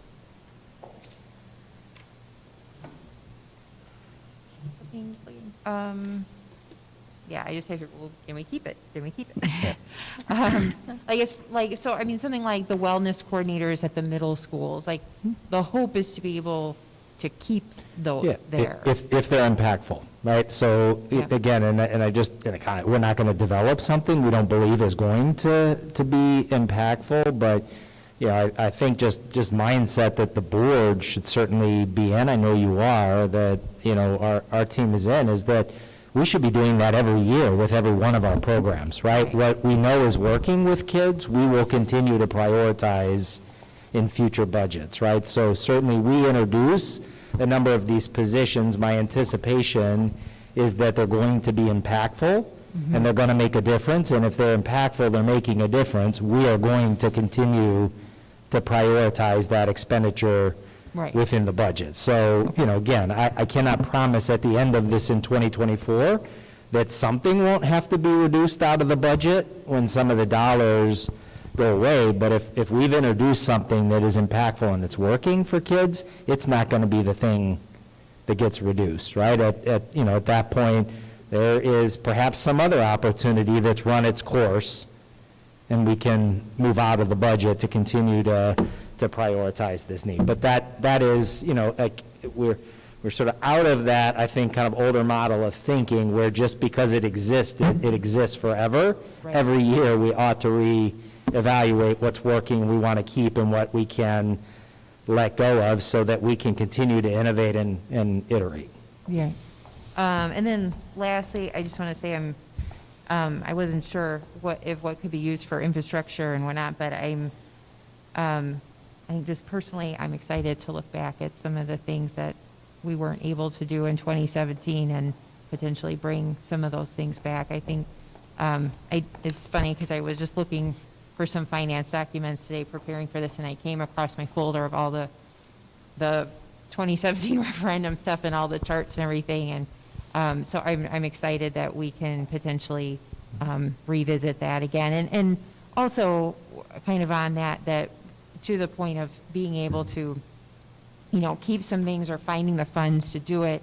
And to your point with how we've ramped up to the $7 million, I know after the referendum failed, I was really kind of wondering if our district could really achieve that in time, and we have. And it's such a great achievement, but I think it gives me hope and confidence that if we need to get there in 2024, that we can, that we've shown that we can build up to this larger expense that we need to make this investment. And to your point, if we feel that this is something we really need to invest in, I have full faith in our district that we can find a way to do that because we've proven that we can do it with our facility needs. So just in general, just thank you to the whole team for working on this. It's a huge task, and I'm so impressed with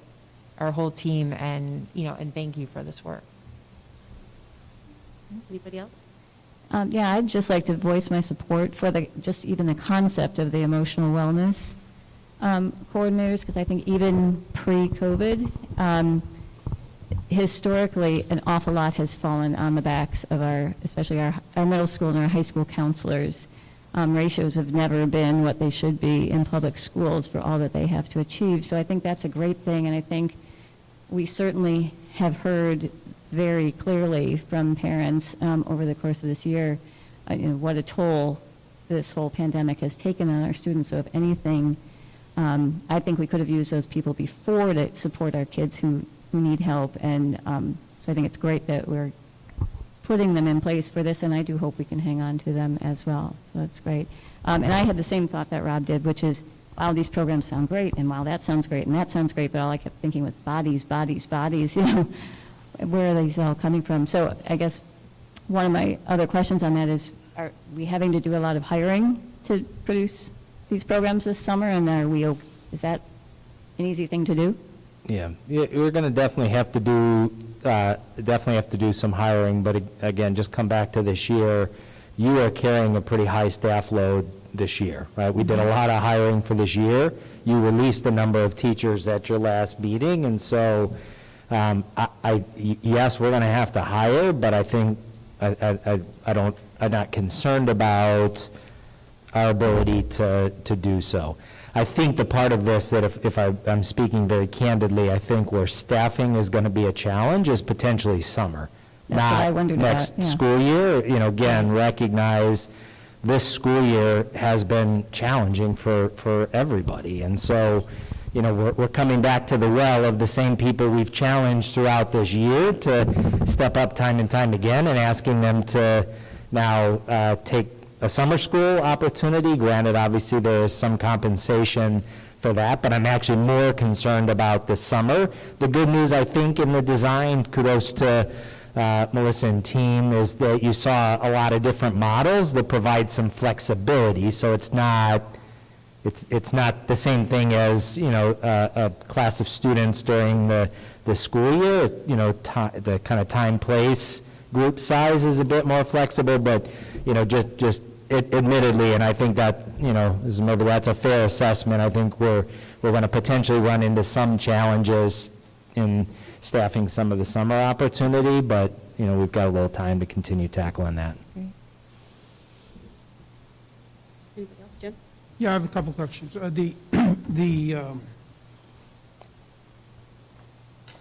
The grant, again, is money that's available, that must be requested to be then utilized. And is there any concern, I mean, these are federal dollars, correct?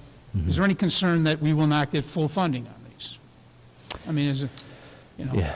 that's my first question. Yeah, no, I think it's fair. I believe money has already been allocated from federal to the state, so they flow through dollars through the state. And they are, money is allocated and they are there, so should not be an issue. I mean, But- historically, we get grants and, Yes. allocations, and then all of a sudden it isn't there. So I make sure that we keep that. Number two, just put in perspective, and again, I think Rob touched on this, is that this is about $4 million a year. It's not, like life-changing money per se. It certainly can be helpful, but it's not, it's not a long-term program. When we spend, 120 million, 30 million a year operationally, it's relatively small number percentage. The other thing that, I'm looking at the summer school in particular, it seems to me that, first off, is this available to all students or just virtual academy? Each program is a little different, and so there are some programs that are for virtual academy students, but the majority of programs are available for identified students, whether they are in person now or in. But then we've also designed some opportunities for students who have not been identified but want that learning experience over the summer, those being the summer enrichment opportunity at the high school or the mini courses at the middle school. Those are available to any student, along with the online summer school courses at our high school. That is also available to any student who may be interested. Okay. And then, I noticed that, again, it's by invitation basically only in many of the summer school programs. And, I guess I think we touched on it a little bit, but in May, we're thinking that's going to start being identified. Yeah, what kind of feel do you have for that? I mean, in certain respects, I've watched younger kids, that are really challenged by online learning, particularly those maybe in the virtual academy more so than in class. Are these going to be in-class summer school programs mostly? Are they going to be virtual or? We have a combination of programming, so there are certainly many of our opportunities are in person, but we've also have some opportunities that are offered in a virtual space as well. Okay, practically then, if we're there in person, I mean, how do we get kids to the school? I mean, we don't transport them, do we? We do have funding, we've allocated funding through the grant for transportation, through the ESSER grant, but also through our title grant. How many, I guess, like math or reading, whatever, those two to me are the bigger components that are going to be the ones that we need the additional training. I mean, do you think it's going to be one student a class, a half a student a class, 5 kids a class? I mean, we've got, 16, 17 kids in a class? Elementary, I'm thinking of mostly. Sure. My point I'm trying to get at here is I've observed some of the elementary, and I think the younger students really have been challenged by this, in the virtual sense. And I'm glad because of that, I'm very happy that we were able to be in person with elementary kids. But we have, 25, 30% that were virtual. And those are the ones I'm worried about, So, I guess my concern is, you have a feel for what we're looking at there, numbers-wise? So at the elementary level, with our intensive tutoring program, we have identified that as being a small group being between 1 and 4 students. And then with our Title I Acceleration Academy, we're looking at a 1 to 10 ratio. Hey, can I think there's a very specific question in that. Mrs. Moran, so a little earlier in the year, you provided, I think you worked to provide some data to each of our home schools on kind of numbers of students in the virtual space that hadn't been fully engaged that we've been kind of reaching out specifically to? I don't want to put you on the spot for specific numbers, but can you give maybe Mr. Matheson some context of about how big that group is kind of by school, if that makes sense? Sure, yeah, we did, after winter break, identify students that missed more than 10% of the school year, and we did show that list to our virtual academy teachers, and they provided feedback as to, you know, which of these students are we really concerned about. And so, you know, certainly we have kind of two things that we look at in virtual academy. It's not just are you attending, but are you engaging?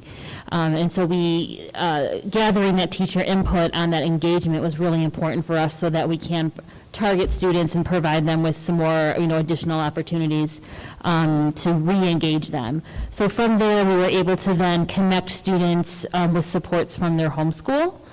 And each building kind of came up with their own plan as to what that would look like, because it was important for us to reach out to the homeschools because we knew that they likely had a connection with that family already or with that student already from years past.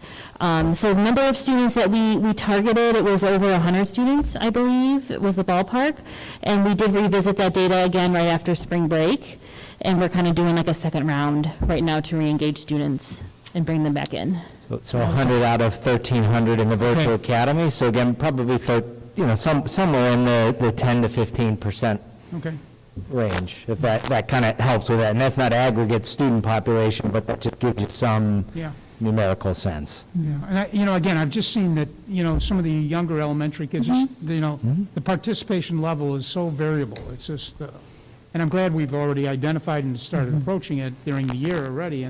But I just, I'm curious of what that result will be, because it, and what I think Susan was touching on, what appeal process would there be? You know, I just feel that a lot of kids got disconnected, and you know, I really hope that we can offer those that you know, the parents or whoever, obviously the teachers, we can make sure that we reach out to the right people and get them. You know, it's such a fundamental period of growth for kids. You know, it's Yeah, just, and discover the reasons why they were not engaging and not attending. That's really important too for us. Well, some are just young kids sitting in front of True. they can sit in front of a game all day, but they can't sit in front of a, you know, a math study or whatever. So, okay, thank you.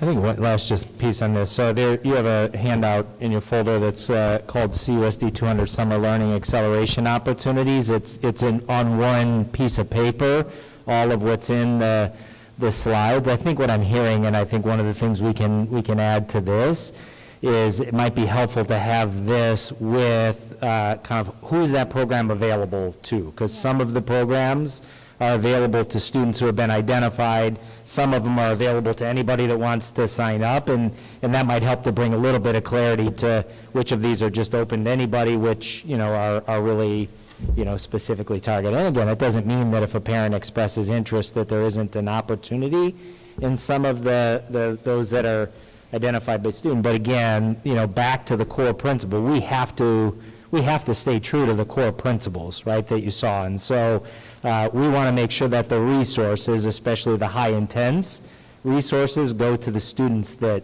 need it, and the students that need it are identified through that kind of triangulation of data points that, you know, we can't simply open it up to anybody who just says, I really like my student to be in that program, because that takes a spot away from perhaps somebody who genuinely needs it. So there's space for conversation, but, you know, I know the board appreciates, we want to make sure we truly target those that absolutely need it. Yeah, and I guess my final comment would be just on the whole social emotional. It's just, you know, that's been such a challenge for kids this year. It's, you know, in many respects, I'm looking at a higher priority on that than I am some of the academics, because it's, you know, it's been really a challenging year for kids. Dr. Slaggy, would it be fair to say that really any of the opportunities, even if they have kind of on paper a math or a reading focus, that there will be an SEL element to any of these programs as well? Yeah, I think it's very fair to say, simply for the fact that the majority of them are in person, so you're reconnecting, right? I think the second piece is that that's the foundational piece, or really the way that we open the key to learning, right, is for a trust between the adult and kids. So I think at its root is just getting our kids more acclimated to school, more acclimated, brings about that piece in itself. So, yes. Okay, thanks. I just have a couple final questions in comment to the enormity of the amount of acceleration work that we are doing this summer is, it's huge. I mean, just to put it in perspective, we normally have ESY, and we normally have the bridge courses at the high school and some online learning options, but that's really normally, that's all we have. And this is significantly more. So that brings me to my question of, how are we, I understand the staffing pieces for implementing this, but there's also an accountability piece for overseeing it.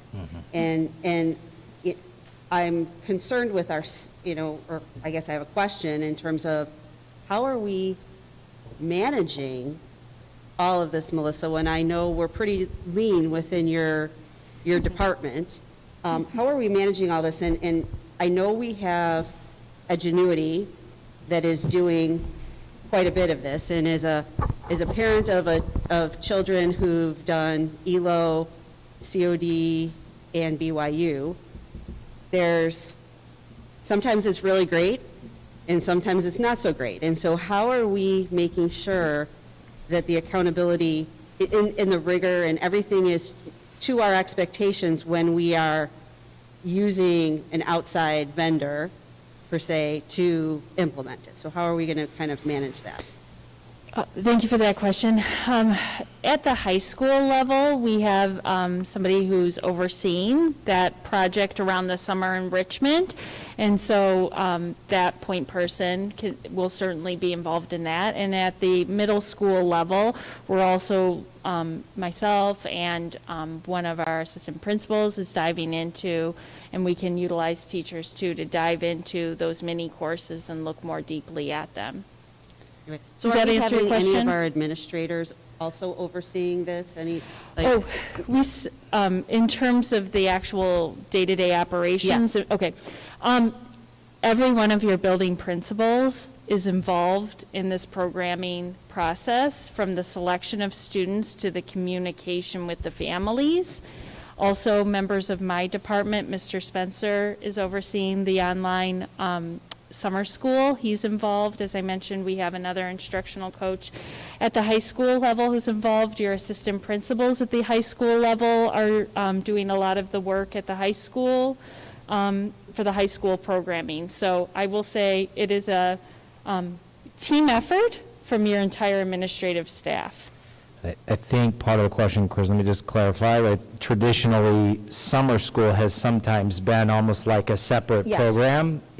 Think of this as site-based. Okay. Right? This is really largely extended school year, very, very much site-based, because we really want to make sure that obviously the principals that own and are welcoming students back into their school in the following year really own the progress of our students. So this is a very big undertaking. I It guess is. that's what I'm just trying to Yeah. get across, is this is It really would big. be, so if you see and you hear a lot, I think even in the media, about this concept of just extend the school year, to some degree, that's kind of what we're doing, right? Like, we're not doing it for all students and just saying simply every student has 20 more days on the school year, but I really think you can think of this compilation of programs as kind of a site-based extension to the school year, very targeted and focused where it needs to be, and broader where it has the opportunity to be.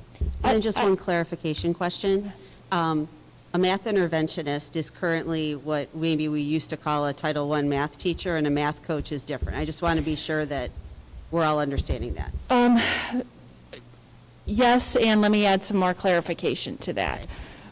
We had what we call math coaches, but really their role was always, coaching was half of their role, and intervention was another half of their role. So for your Title I buildings, they had a math interventionist. Got it. but we really lumped it together and called it Math Coach overall. Thank you. Any other questions or comments? I do have a comment and a question. I love this handout that says CUSD200 Summer Learning Acceleration Opportunities. And just in terms of transparency and communication with our community, I think this is the kind of thing I'd love to see a one-click search on our website. So even if your child's not involved, as a parent, I think you want to know what programs are taking place, and as a community member, you want to know what programs are taking place and how are we supporting students overall.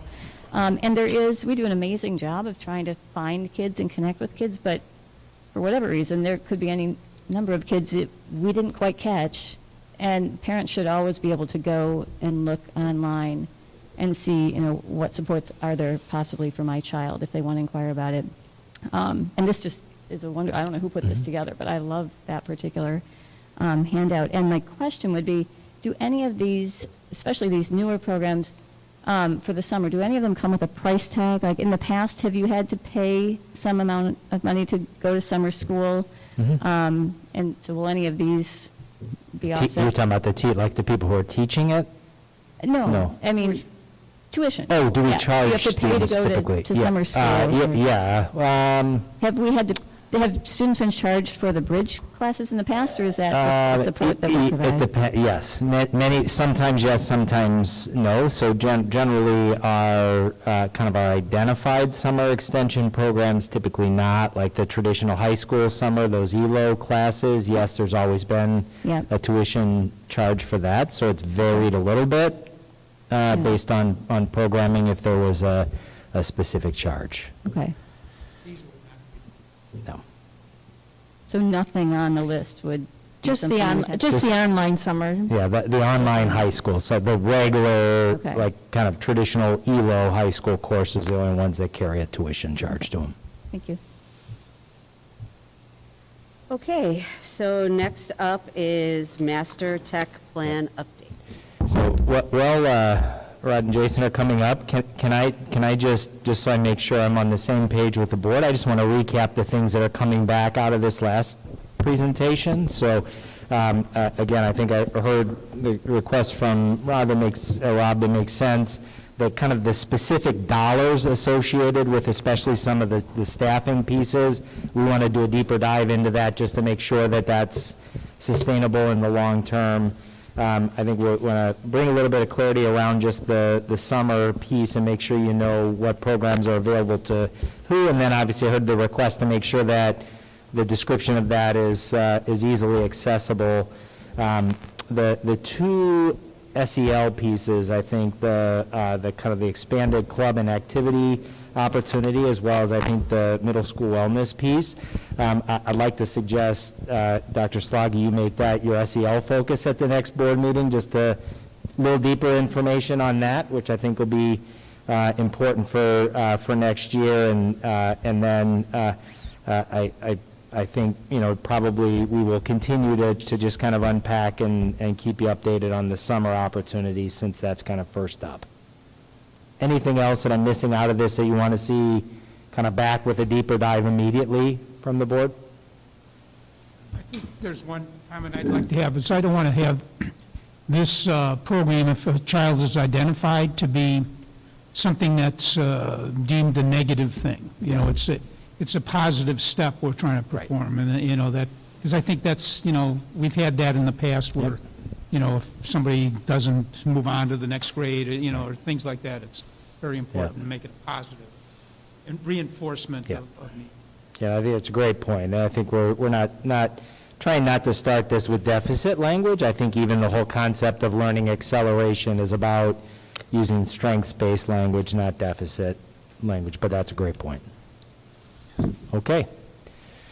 Mr. Mack is back with an update for the board on our Master Tech Plan, and kudos to Rod and his staff. There are a lot of elements in this plan that got hyper-accelerated this year, and so I know Rod is excited to kind of bring you up to speed on exactly where we've been, so go ahead. Thanks, Dr. Schuler, members of the board. This The layout of this is very similar to what we've seen before, but again, because of the pandemic and the acceleration, I actually condensed the slides down. We lost about 4 of them because the stuff happened so quickly. But the big thing with this one again, and we've finally again finally after the pandemic have heard FIT being mentioned again, but this master technology plan again will probably change now with the new title, innovation and technology in the next year. So this will be kind of the last time you see this, but.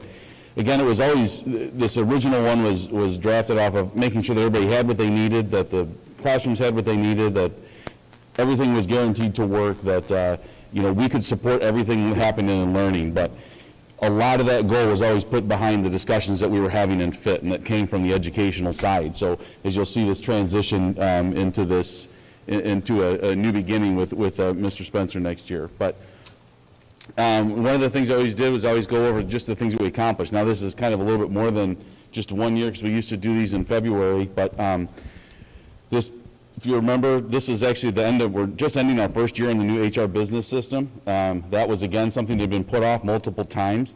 I think the best thing you can say about that with an HR business system is you've probably heard nothing about the HR business system this year. That's good news.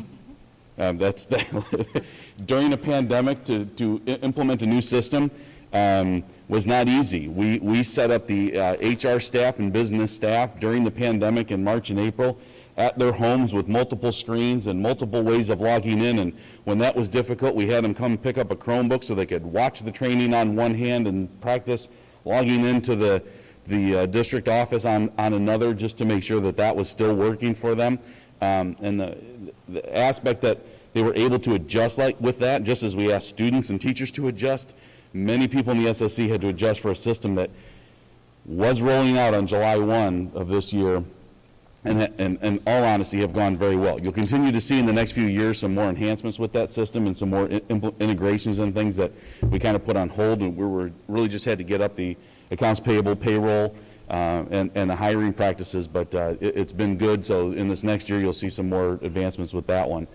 We did do a firewall upgrade that was again approved at the last time, but one of the key things with that firewall upgrade actually did get us in line to be ready for a pandemic. Trust us, we weren't trying to upgrade a firewall hoping that we would be sending everybody home in remote learning, but that new firewall also gave us the capability to filter devices that were away from the district. So when students were at home, we were still guaranteeing that the content that they were seeing was school-worthy and applicable for what they needed to use the device for. We had our middle school MDF and IDF switch upgrades. Those, if you've noticed, that's probably been on the document every year for the last 3 or 4 years. This year, at the last board meeting, we approved the elementary switch upgrades. Again, we've been taking we've been using the federal dollars with E-rate with that, where we get 50% of that always back in an E-rate thing. This year we were able to bite off a little bit more because of the way funding rolled out, so that we'll have the rest of the elementaries, IDF and MDF switch upgrades. Why that's important, again, is I believe right as Mr. Matheson was coming on the board, we were just finishing off the work of that major lease for all of the network upgrades when I first arrived here about 7 years ago, or I arrived here 11 years ago, but we were finishing up that work. Our ability to continue and work on those in the back, we haven't had to come back and say we need $3 million to do network upgrades. We've always been able to do a part of it yearly with setting aside money in our budget and taking advantage of the E-rate possibilities to make sure that that back end is always ahead of the game. Those type of upgrades also made it very possible network-wise and everything else when there was a pandemic and we had to worry about rooming and zooming and streaming and all of those things that everybody was talking about. At the very beginning last year, a lot of districts were like, I don't think my internal structure can handle 10 kids sitting in a class who want to be Zoomed with a teacher who's also working 2 devices and all this. We literally, I don't want to say we shrugged our shoulders at it, but we quickly did the calculations and like, well, we shouldn't have a problem. I mean, we really just right away went, no, we're built for this. Not really, we didn't build for that, but because we've always been shooting a little bit ahead, we were able to handle those without a lot of headaches. Again, we had the one-to-one implementation a year ahead of schedule. Mr. Spencer, myself, and a team of high school people were right in the throes of the why of one-to-one, is really, I believe, where our discussions were. And then it was kind of like, let's go, we have to go one-to-one now. It was, so some of those details we really kind of learned on the fly. You know, we understood why we wanted to do it, but we were just starting to get to the questions that the assistant principals were like, who's gonna notify that, and where's this gonna be stored? And all those like little what ifs and details of it were things that we hadn't tackled yet, but we were ready for that type of a movement. Other things, we were able to do the live streaming deployments. Again, that also helps out with one of the future plans with the desktops. That was, again, a pandemic need and one that we were able to quickly adjust because we did have the background network and infrastructure in place. We continued with our, this would be the second full go-around of copier refreshes. We did that last year with the fleet and the elementary devices. In next month, you'll see one coming up for the second phase of that, which was, again, the second iteration of that, working at the middle and the high schools. The other big thing that we did as an accomplishment, and we haven't done this district-wide yet, and I'm sure most of you probably use some type of two-factor authentication with anything you do with banking or anything like that. Part of the HR business solution, again, in an HR finance system is we sent people home.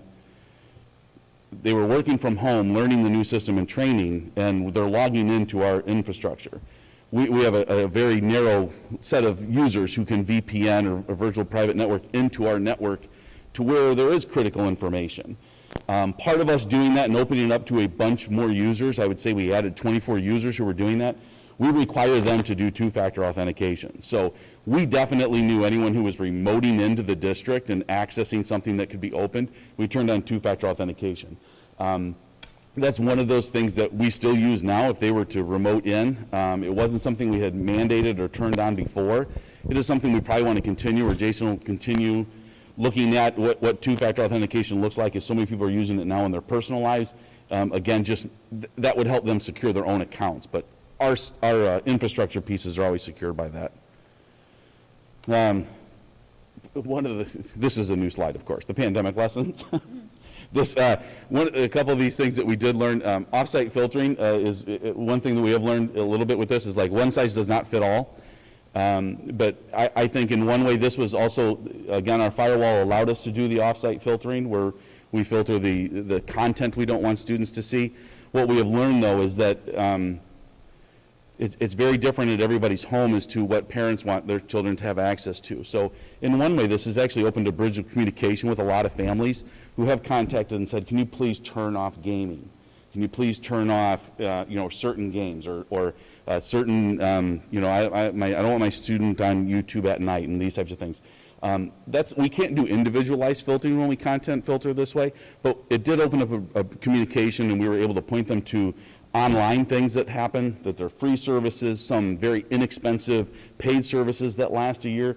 And after each one of those, I always got a communication back, and I directed any principal, have them contact me, and I'll talk a parent through things that they can do to help, other than taking the Chromebook and, locking it away every night or what that is. Part of that is, just access that they have, but it really kind of made a communication to more family communications than we've had in the past. The help desk also opened that quite a bit. We used to only have help desk for our staff. Our staff were the only people who could put in the help desk. The one thing that did is, I think, as a department, it made us more conscious of how to help people. It probably made us more helpful, even for our own teaching staff, because we're now dealing with people on phones that we'd never done before.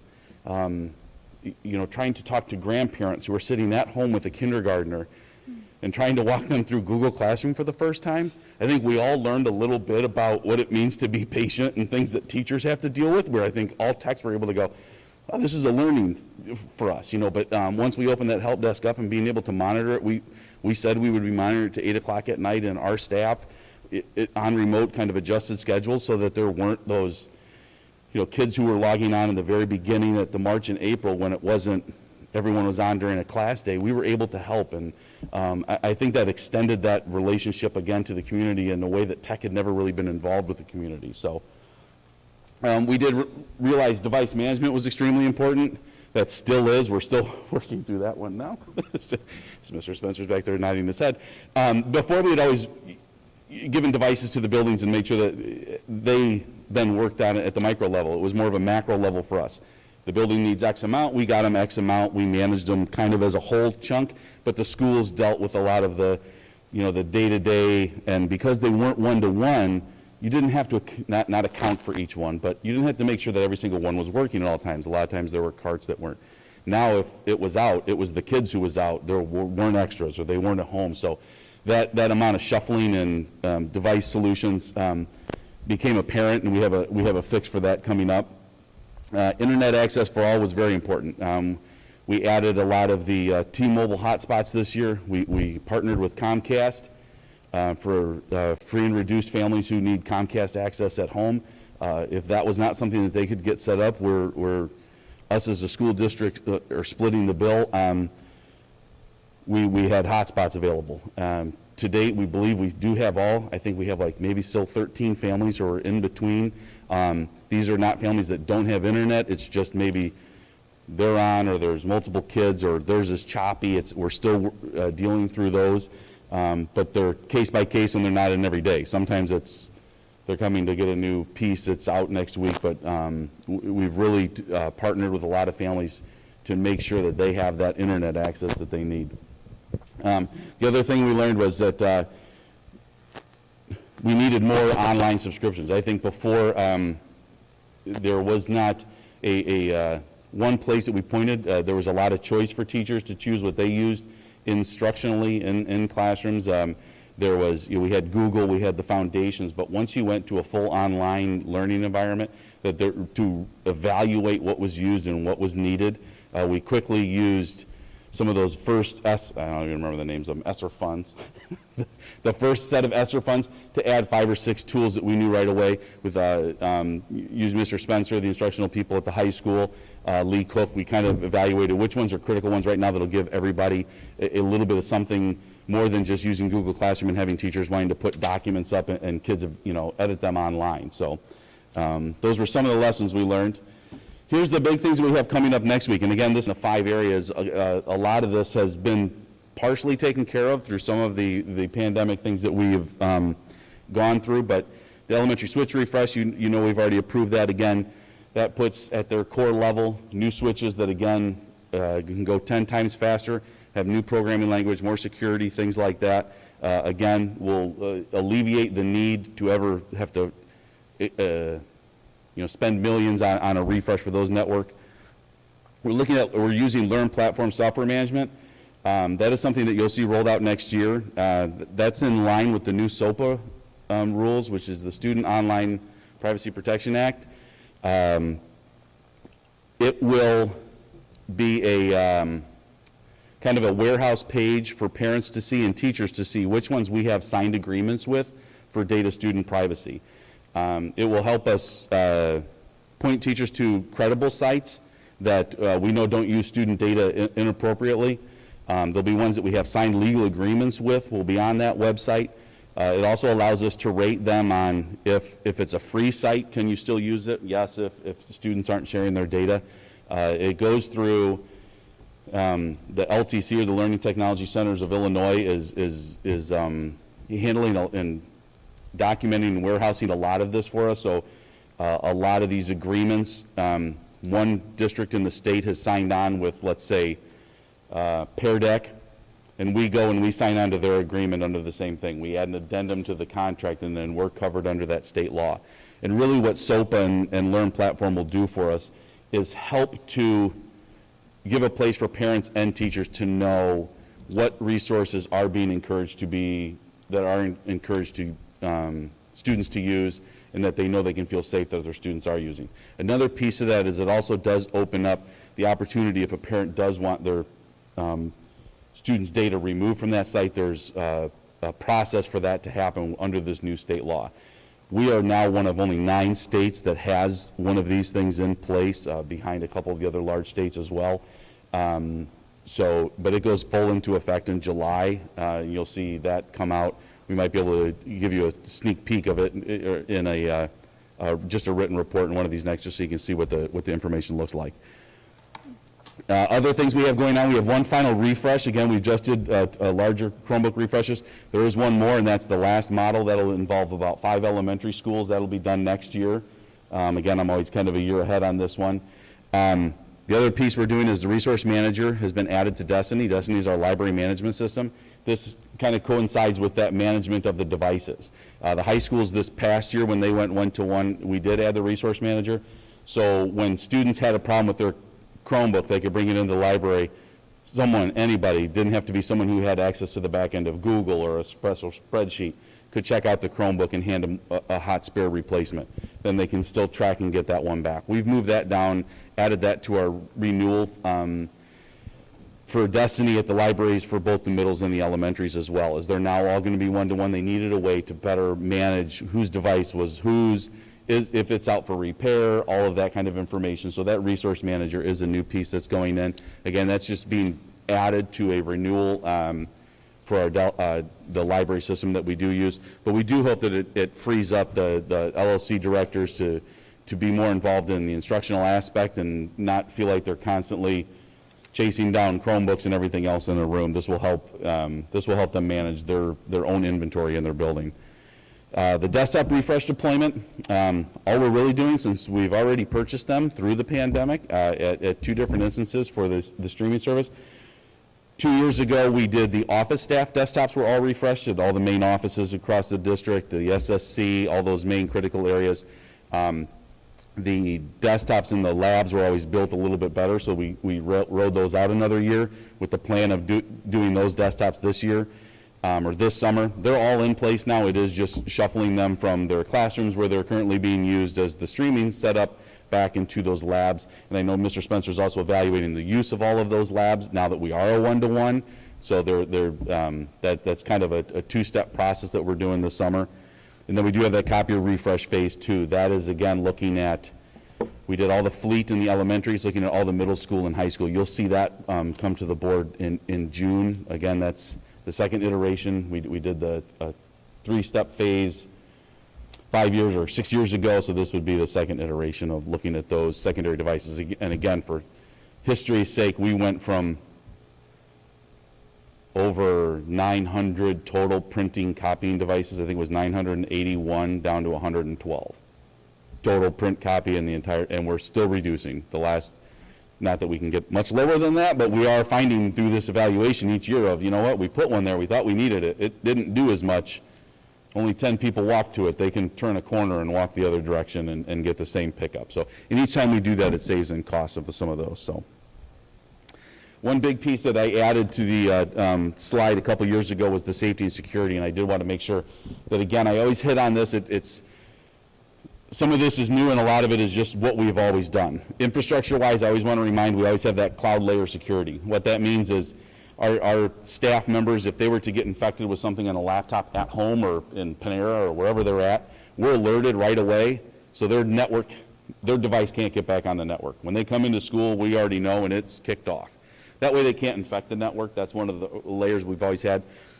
We do have that offsite filtering, which is new this year for students. Our disaster recovery, we do use Google File Stream. This took us off of a local file server, meaning when everyone saves anything now, it also saves it automatically up to the cloud, so they can also access everything from home and not need to remote in to get it when it used to be in our own structure. One of the things that we added with that is we actually added that cloud backup solution to it. That sounds redundant. A lot of people are like, why would you back up your own cloud? Well, if, God forbid, Google ever got hacked, we have a backup of it all, so that we can actually rebuild everything at that, later on to say, we were backing up Google on a nightly or weekly basis, which, again, sounds redundant. You get in tech circles and some people shrug and go, why would you do that? And we're like, because we don't know what's going to happen next. And those backups are also off-site and offline. The reason we take them offline and put them back to like old disk and tape is because a lot of these ransomware places and districts that have gotten hit, they're hitting their backups first. So then they come and put a ransom and everyone just goes, we'll just go and restore from backup. Well, their backup is stored online. Someone's hit that as well. They got very good at doing that.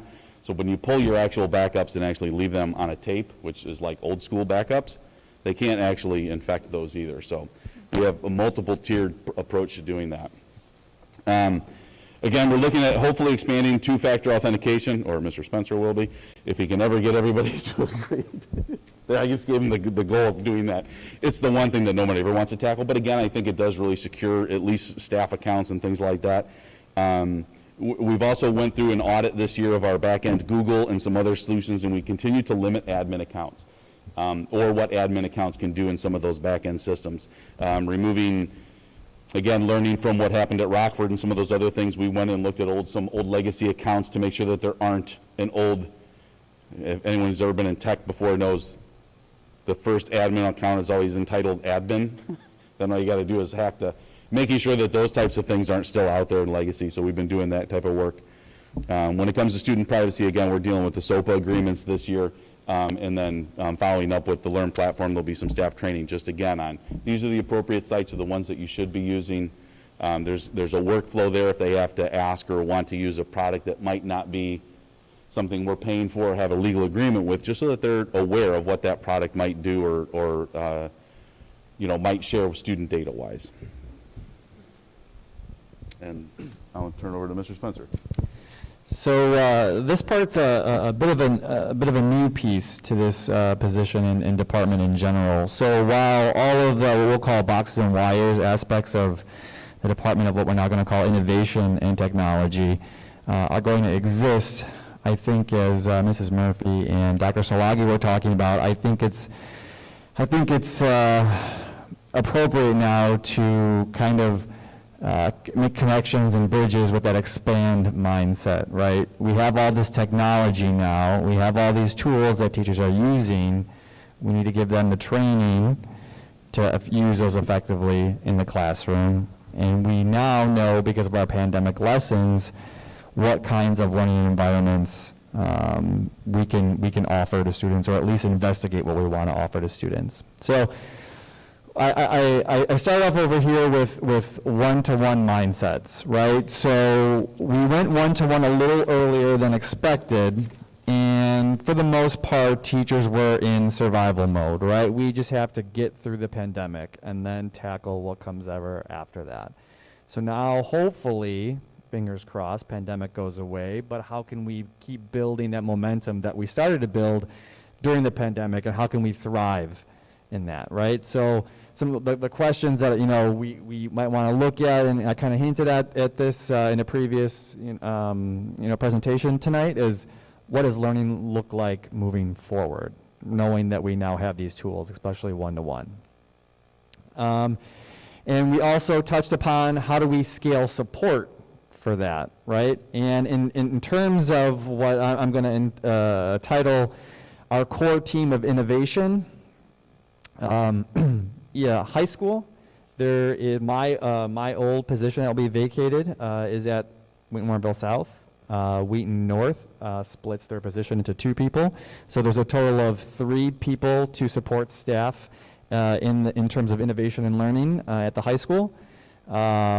Lee Cook will be overseeing middle school buildings, and then as we mentioned, we will be hiring 1 elementary staff to handle and support elementary buildings.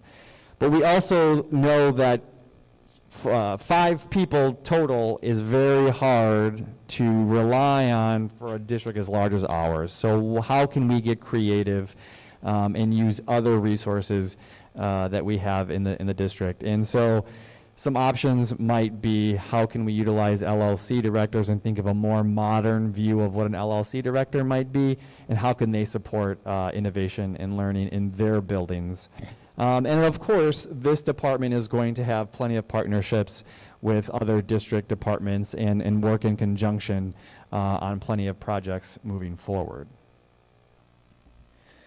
In terms of new learning experiences, this is a graphic that we've used before, but learning looks very different, and there's a wide variety of what a learning environment could look like, all the way from traditional, everyone's in person, teachers in the room, no technology whatsoever, all the way to the other extreme where there might not even be a teacher synchronously, where a student is completely online and completely in charge of their own learning. And then there's obviously then other variations in between those two extremes.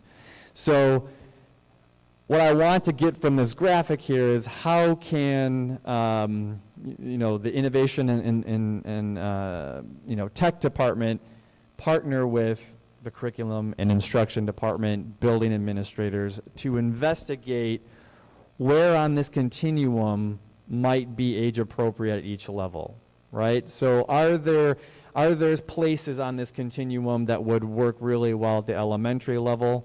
Are there places that would work really well at the middle school and then up through high school? So that's a project, kind of an ongoing, always looking forward kind of project. And then I thought it was also important to kind of create a connection with all of the different kinds of things that we do for students in District 200 and see how they connect with what we want students to be empowered with as they progress through each grade level, right? So what I have on the left of this slide here is some skills that we would hope that all students have by the time they graduate, right? And we cultivate these skills all the way from a young age and then continually support and reinforce those skills up through high school, right?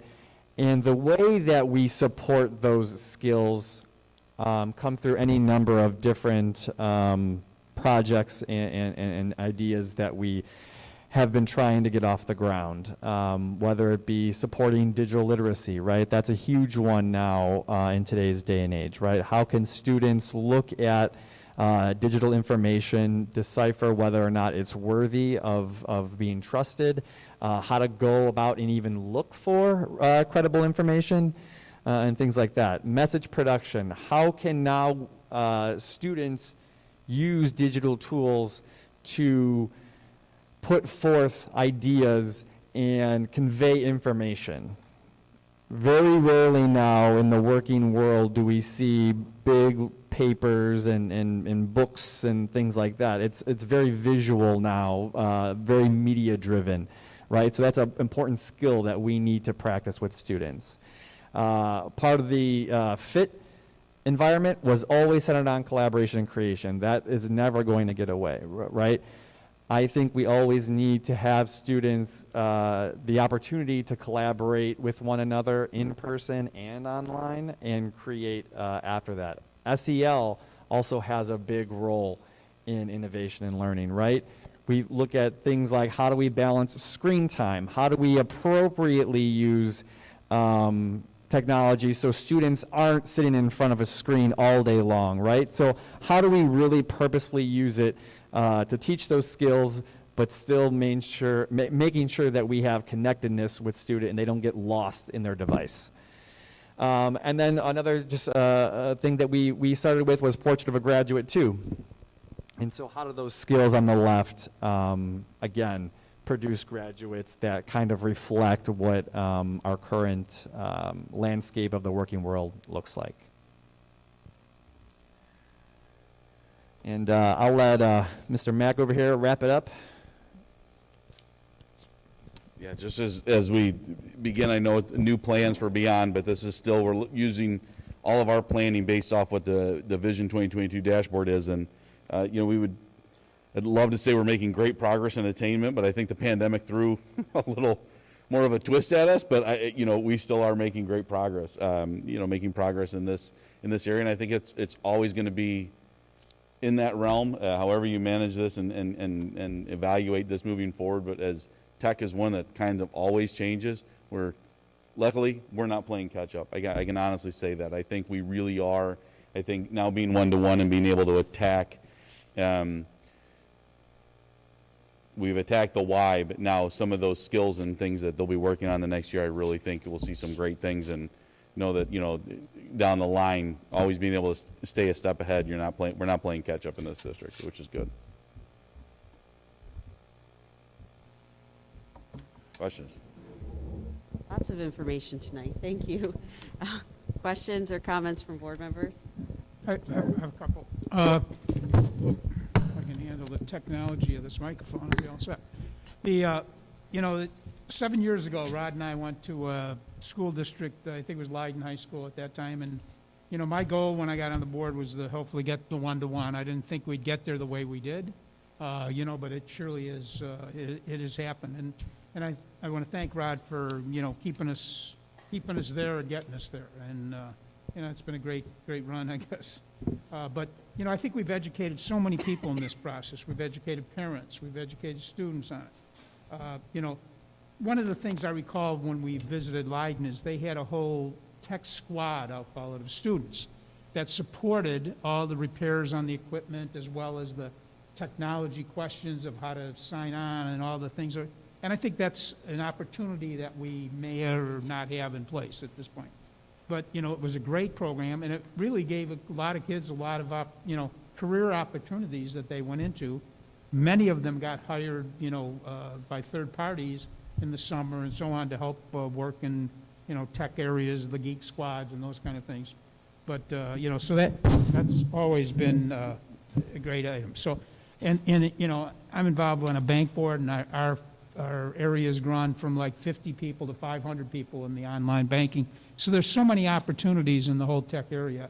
And I think we're, you know, I hope that we can incorporate more learning with students to support what we're doing, you know, at the school level. When we have, under 10 people that basically support this program, you know, I think we may be missing the boat a little with some, you know, career opportunities for kids. So, but, you know, I'm really proud of how we've gotten to where we've gotten to. And, you know, and I recall there was a lot of reluctance on the part of the teachers early on. You know, there was a lot of idle smart boards and so on that I'm sure are totally used nowadays. So we've come a long ways in 7 years.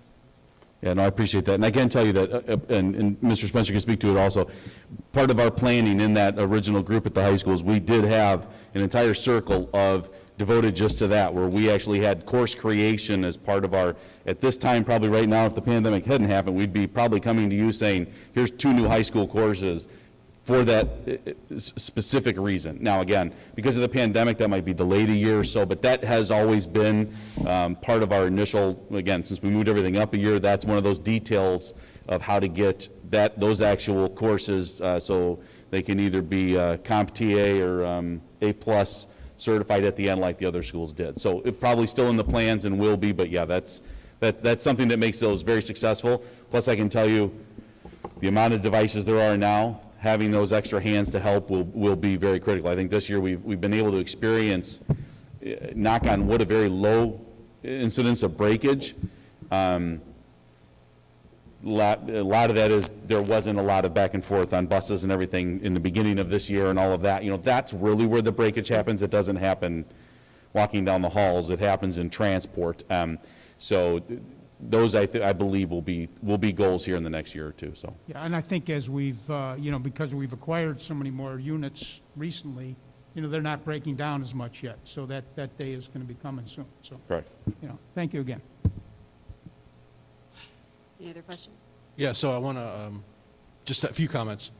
I think some of you know this is my profession, and so I say this for context, not for saying, look at me. So context, I'm a chief information officer over a $6 billion publicly traded company. That's a big, 14,000 employees, big entity, right? And the things I look for in technology capability and leadership are the things I see here. I want to highlight some of those because I think it's very important. First of all, our pivot to remote is nothing short of miraculous. And the ability to do that, and I know it wasn't easy, it was hard. There were a lot of people doing a lot of things running at light speed to make that happen, both in the classroom, in the buildings, and in the central office. But we did it, and we did it because, not only because of the commitment of people, but because of how our architecture, the infrastructure is architected. That's a huge deal. And there's a lot of districts, and companies for that matter, that weren't able to do that with the speed we did it at. So huge recognition there. Secondly, the move to our business system, you're right, we didn't hear a peep, right? Yeah. But I know a ton of time went into that, testing, retesting, and testing again, because it's our financials. And to have it go as smooth as we did and to add as much capability as we did also deserves the same level of recognition as our pivot to remote. And because it gets lost a little bit, that was a huge accomplishment. I want to go back to how I opened and the things I look for. First is that technology, or IT, is led with a purpose. We like to say, IT is led by the business, right? Here, IT is led by our purpose, which is educating students. And the fact that we're led with purpose should tell people that our investments are focused on that. Our investments are not focused on having the latest, greatest, coolest things. And so I love that we're led by purpose. I think secondly, the things you heard tonight is that security, not only IT security, but cybersecurity and student privacy is key and paramount and a huge priority for us. And that's just the hallmark of a well-run organization. I think thirdly, the fact that, I mentioned it when we pivoted, but that our infrastructure is scalable and it's agile. And you have to have both. I have to be able to scale up, but I also have to be able to right size and scale in different areas and in different buildings for different ways. That's just incredible. Second part of that is our plans for disaster recovery and continuity of operations, that we, regardless of outage, fact, or losing of data, we continue to operate and can continue, and we have plans in place to continue to operate. That's just strategic. I think our focus on user services, the fact that the help desk is open to all, we can handle the volume of calls we handle, given the number of students in our district and families and employees, that's incredible. I think our strategic focus on replenishment of technology versus replacing something when it's broken is exactly the right strategy to have. If we're always chasing what's broken, we will never get ahead of that. So the fact that we are strategically targeting technology for refresh and replacement is saving us dollars in the long run by far. And then lastly, what I see as a characteristic of our capability is that technology isn't an afterthought, that it's integrated with what we do and our purpose. And what I'm excited to see in the slides is that our thought is about how do we continue to do that. So it's not just the folks in education telling the IT department, here's what we need. It is a collaborative effort that it's done jointly, and we'll get a much better result. So, all of those characteristics that I see in the public sector, I see here, and it's very impressive to me. Thank you. It doesn't happen overnight. It's a journey, and so clearly an indicator of your impact here in the district. So thank you. Thanks, appreciate it. I'd love to piggyback Rob because I am the absolute opposite of him. This is not my area of expertise at all. So I always appreciate your insights into that, and I learn from that. But when I look forward to this presentation each year because I'm always amazed by all the moving pieces, and also I find myself, jotting notes that it's amazing that the technology department touches every part of our district operations and what we do. And we've been hearing a lot in this past year about tech in terms of the student learning piece and kids managing the remote learning and all of the tech issues that they've struggled with, and that you folks have been working like crazy to keep the kids connected so they can keep moving forward. So that's been the focus. But then to realize, I have had the same thought. We've seen the new business system roll out, and I know various times we've made comments, this is great, just the information that you're able to provide us with. So you're supporting the learning, you're supporting the whole business side, and we only see the tip of the iceberg on that. And you're also, as you point out to us with all of the switches and whatnot, just the infrastructure of our entire district and all of our buildings, and whether it's, the learning piece or just the facilities piece. So it's amazing. I have always felt like we're in good hands under your leadership, so I appreciate your work, Rod, and I'm excited for Jason taking over. So I appreciate the presentation tonight. It looks like we're going in the right direction. The only one question I do have when we're talking about moving forward, I see digital literacy. I'm hoping that digital citizenship also gets mixed in there, so that we're teaching kids both, how do you use the resources you have there, but also how do you interact with others while you're out there using these resources? Because I feel like we're moving into a new world there, and I want to make sure that we're keeping up with what we're teaching our kids that way. Of course. Thank you both. Thank you. Any other questions or comments? Just a couple of things, and Jenna, thank you so much for bringing up the digital citizenship. I think that's crucial. I love the fluidity of the different learning delivery options. Actually, whereas Rob's expertise is in the infrastructure and more of that, I love where we're going with teaching and learning and the innovation and that we're seeing here. I know that when I was teaching in the district when internet just came out, and devices started coming in, and at the elementary level, I know hard to believe, but I was one of the tech cadres of our building. We had, I know people are looking at me, the LLC directors, and then we had one teacher identified in every building that was kind of a small stipend, but we did mini lessons, we did different things, we really got people to start using technology, and so I like that opportunities to maybe work with, personnel within the building. On slide 8, I would love to see another bullet point on there with partnering with the outside world and building relationships, internships, opportunities with businesses, community, and get some real world experience in there for our students, as well as our staff, and different partnering opportunities. So I think we could even, now that the world is starting to open up again, maybe there's some things that we could do with that. But thank you. I feel like tonight we've really been digging into a lot of really great things that are happening, and it's exciting to talk about things like innovation and learning, and not feel like we're just trying to keep our head above water with 100%. dealing with the pandemic. So thank you. Yeah, Chris, I think you're highlighting the pathways work, which, again, is central to so much of what we're going to do, those career pathway opportunities for kids.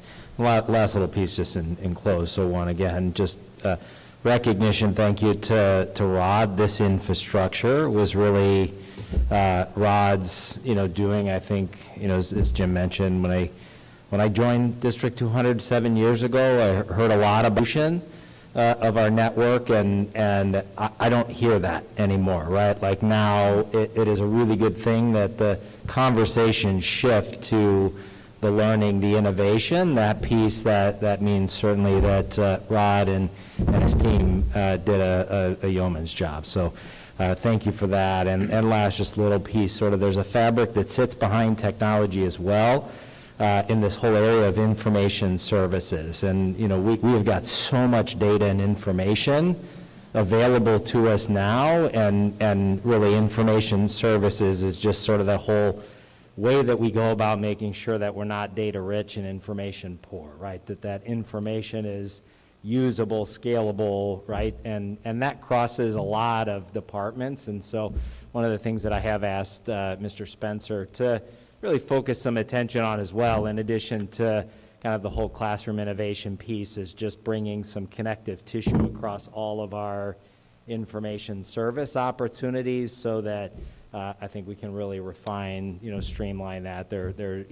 Board sees snips of it at times, like all the work that Julie O and folks do that dives really deeply into data, but we want all that to come together in a real user-friendly way for the end user, our teachers, our parents, our students. So that's going to continue to be an area of focus. I don't know that the board is going to see that a lot, but I just want to recognize that as really a strategic focus area for us, as well as we just see this kind of explosion of information. So thanks for your feedback tonight.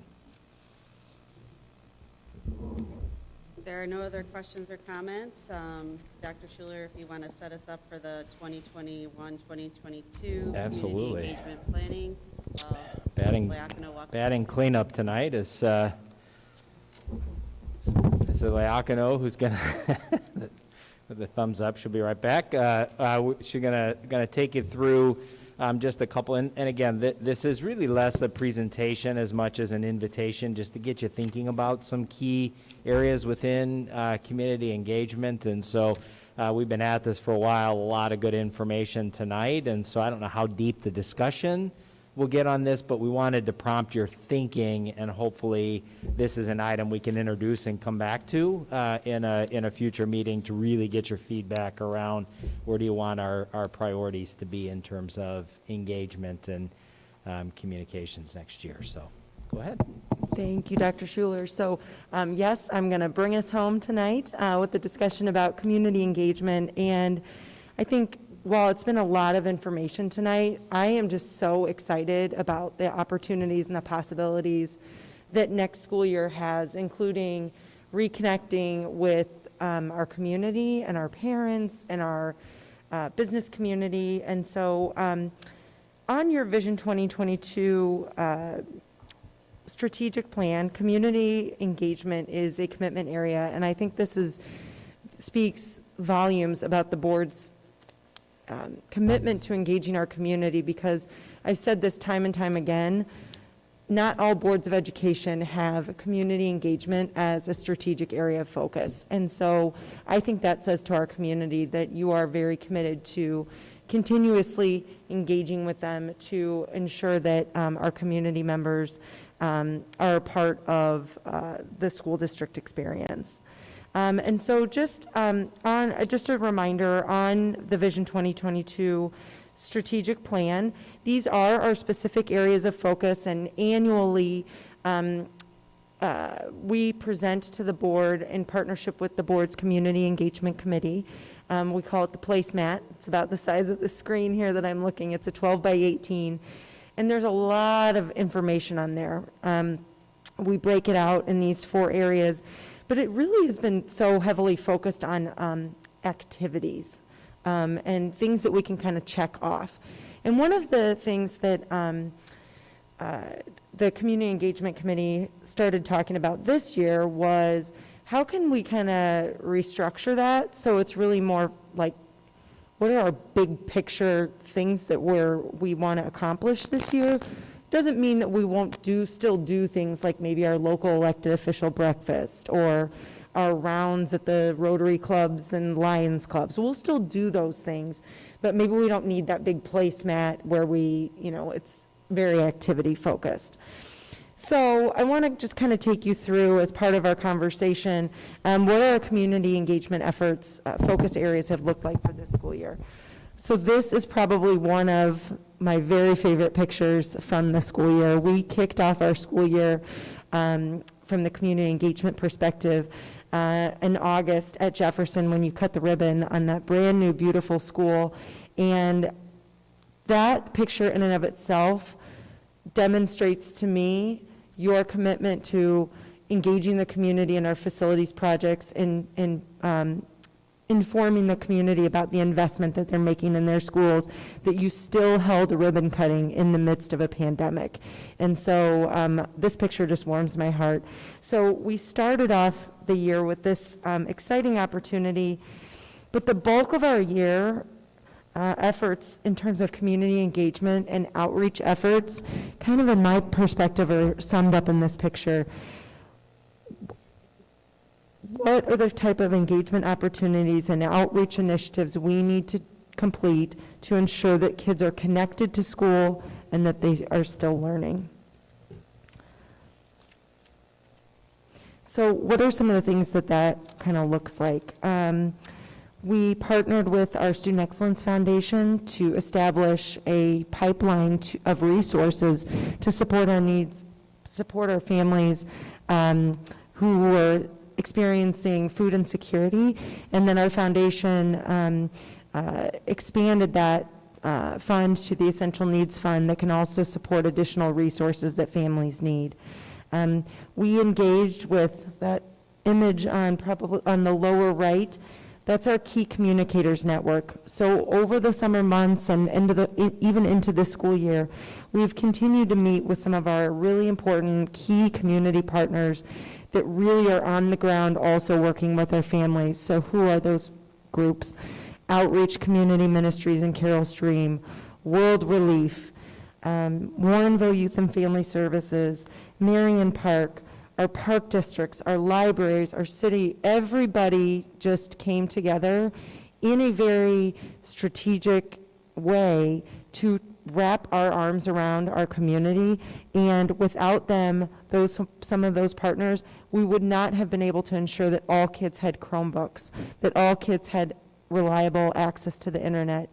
And we really have been able to, in addition to our key communicators network, be through our own internal systems, and then be laser focused on our data. So Julie Ozumkowski has just been incredible with looking at student data, student engagement, but then also breaking that out into geographic pockets in our community where we can clearly identify neighborhoods where we know that kids are struggling, and then we can then turn to our community partners and say, this is what we're seeing, this is what we're noting, how can we work together to wrap our arms around this community? And I think that without those engagement and outreach opportunities, our student data would be at a very different spot, even where it is sitting now.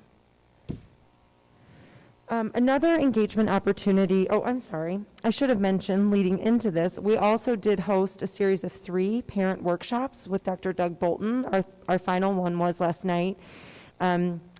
And really focusing on how we can turn the stress experienced by COVID and learn from it, and how actually stress can actually be a benefit in a person's life experience. And we use those parent engagement opportunities to launch another continued engagement opportunity through Thought Exchange. And so Thought Exchange, most of the board should recall, is an app, is an online tool, digital tool, where you can put out a question and individuals can answer that question anonymously, but then also they can pose questions, but then they can go through and see what pose answers, but then go through and see what other people have said, and then they can rate those responses. And then on the back end, there's an analytics tool that kind of creates some themes, results, so that as an organization, we can see big picture, what are some of the answers to those questions. So in utilizing our parent workshops, but then also through pushing 2 questions out to our staff, we posed 2 questions to our entire school community. And we do have between the 2 questions, over 700 unique thoughts shared. There are over 10,000 stars or ratings that have been giving out. So I share that with you on a high level because we do have high levels of engagement on these 2 questions. So we have pushed the links out in 3 school community emails. We've asked our principals to introduce these questions at a staff meeting and then push out the links. We have also shared these links during all 3 of our parent workshops in the chat bar so that parents can click directly on there if they want to and then jump over to the Thought Exchange. So the first question that we asked, and I would love to, once we get to the end, if board members want to share their reactions to these questions, but also how can our community engagement efforts support these responses? So the first question we asked, what have kids lost during this altered year of learning? The number 1 theme that came out of this was just the general school experience.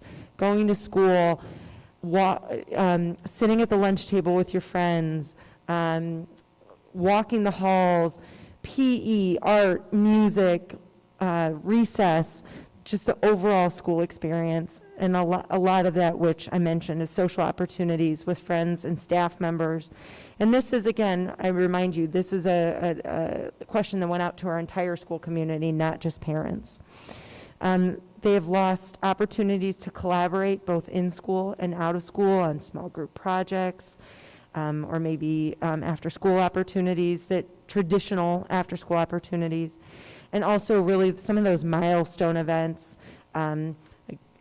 graduation, prom, homecoming, different, transitioning from one level in school to the other. And so I share that with you just to get you thinking about how can maybe our community engagement efforts support some of those responses that we've heard from our community. The second question that we asked was, what has been learned from this pandemic that we should keep, right? We've talked a lot tonight about how there are some things that we've learned and some positives that have come out of this pandemic. And so one of the four key areas you'll see here that had jumped to the top is really just keeping an open mind to the different needs of all our learners. And I think that's a lot of what Mr. Spencer, Mr. Mack, Mrs. Murphy, and Dr. Szilagyi talked about tonight. Actually, I put these out of order. The number one thing that families, teachers, everybody said was that they learned the value of one-to-one technology. So I think it was while it was a tough reason why we quickly moved to one-to-one, I think people realized just how valuable that experience is. They listed relationships among students and relationships between students and adults and how they are at the heart of our work. And kind of some of the background around that statement, there was some conversation about how they felt that sometimes in this situation, the smaller class sizes, especially at the elementary, allowed those teachers to connect a little bit more one-on-one with kids and give them, just noted that as a reason. And we saw that how if we don't meet the basic needs of our students, whether that's food, whether that's housing, whether that's a relationship with a trusted adult at school, all of those things have to come before learning. And so I think we need to continue to keep that in mind and how our community engagement efforts can support those responses. So here I just listed out some kind of things we are probably anticipating as some areas of focus for our 21-22 community engagement focus areas. While we have been connected with our community partners, like I said, we had dedicated meetings where we were all on a call, sometimes in the summer on a weekly or bi-weekly basis, and throughout the school year we've met at various times. But how can we kind of hit a reset and really reconnect with some of our community partners and our community members and start the year off fresh and with intention? We know that at the end of next school year, believe it or not, we are sunsetting on our community engagement, our current strategic plan, Vision 2022. So we know we will need to do some work in that area. We have work to do within our community on our equity and proactive practices work. Right now, that's kind of been the past 2 school years kind of focused really at our administration and now moving down to our buildings, but needing to engage the community around that. We've got our portrait of a graduate that right before, right as the pandemic was hitting, we were set to have our last community engagement session around that. We know we need to continue to communicate our commitment to and our progress of completing those big facilities projects and demonstrating to the community where their investment is being used. But we also know we need to be strategic in our efforts and our asks of the community. Chris and I were actually talking this morning about how it's almost like if you look back and reflect on not just this school year, but any school year, like that October to November, early November, and then like that mid-January to like early March spot are a really good time to kind of hit people up for some asks, but just ask for their time where they can engage too. But then also just understanding bandwidth that people have and maybe how we can not only utilize maybe some in-person experiences, but at our first Dr. Bolton workshop, we saw 200 people in a parent workshop. Up until that workshop, the only time we saw parent attendance at a workshop in the hundreds was when we were hosting films at Studio Movie Grill, and that had that additional kind of draw to it. It was a film, it was a really great kind of timely topic. And so I do think that while we want to reconnect in person as much as possible, I think it's important for us to consider how we can utilize some of the virtual meeting platforms. While I know we are all absolutely exhausted of meeting with people on a screen, I do think that there could be some opportunity to consider using that.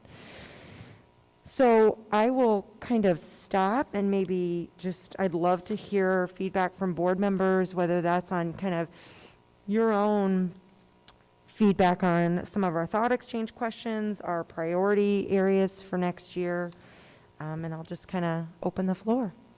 Would like to start us out? Nate?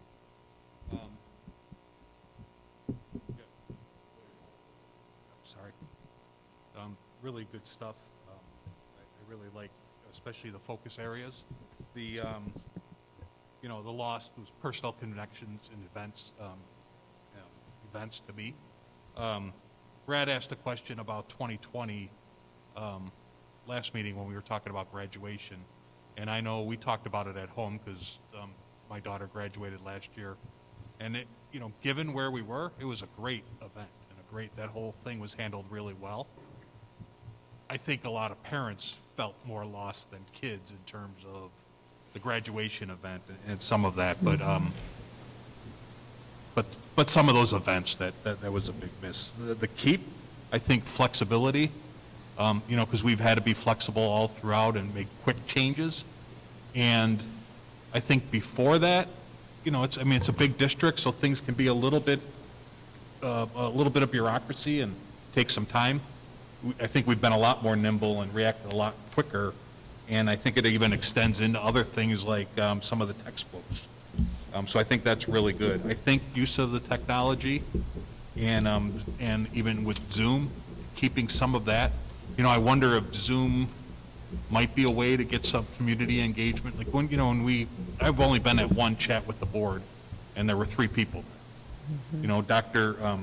So I think we have to keep being fresh and refresh. Like I listened in on all of Dr. Bolton's presentations. I even did some drawing on one of them.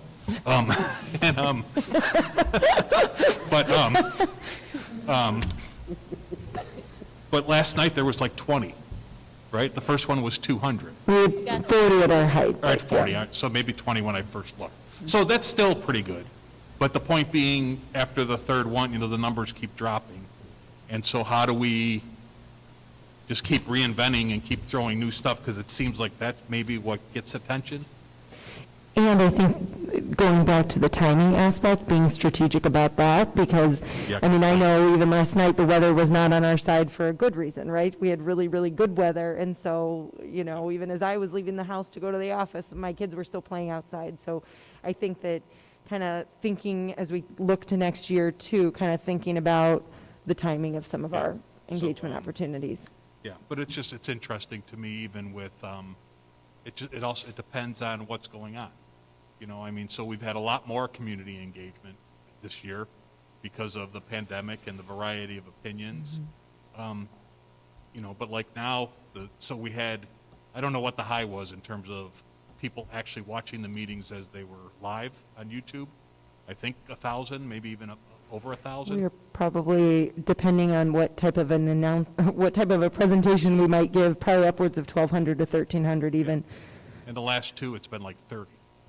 So, and that's okay. But I think that's why I continue to be proud of the district. Because, a lot of focus and a lot of feedback and a lot of criticism. But the real work and the really important work, which is a lot of the stuff we did tonight,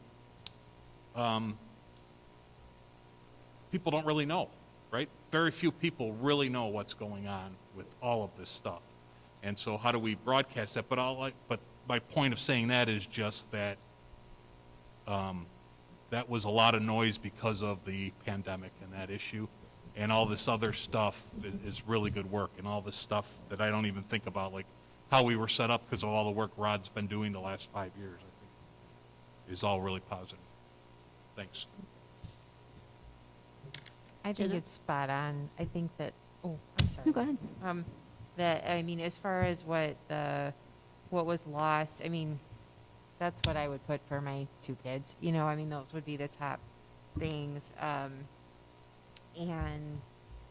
far as what we keep, again, I think we're kind of all on the same page there. It's, I might have said it a little differently, but that's the general idea. And I think to Dave's point that, even though it's gone down to 30, I mean, think about, I've been attending board meetings for several years before this, and if we had 3 people here, that was a lot, that wasn't like JR and that. And so I think that's great, and I know when my kids were younger, I would have liked to, if my husband was out of town and I wasn't able to get a babysitter, if I wanted to come, I would have loved to have seen a live stream of it. So I think it's great that if we're still getting 30 people, that's way more than we had in person, when we had it in person. So I just think that in itself is a great way to engage with the community. And, and again, I totally agree with you. I've always said to people, if you're going to go to a meeting go to the committee of the whole, that's like the guts, that's where you learn about the guts of what's going on in our district. And, so I think having that more accessible and, yeah, I mean, and same with the programming, I think that's great too. But, like you said, timing in the wintertime when the weather is more gross and you don't want to leave your house, that would be a great time to do an online presentation kind of thing. And, yeah, the chats with the boards, it's one of those things that people want them when something's going on, but if things are scooting along pretty normal, I'm not going to take the time to go do that, so that's such a hard thing because I know we all want to be accessible and, to the community, but when you say, okay, come Saturday morning at 8 o'clock, I don't know. But, so I think there's just some more thinking that needs to be done around that. But I think we're headed in the right direction here, and I definitely want to do some better thinking about it when it's not 10 o'clock at night either. So, but I think, this is always such an important topic, and thank you as always for your work. And I never minded the placemat, just FYI, but thank you.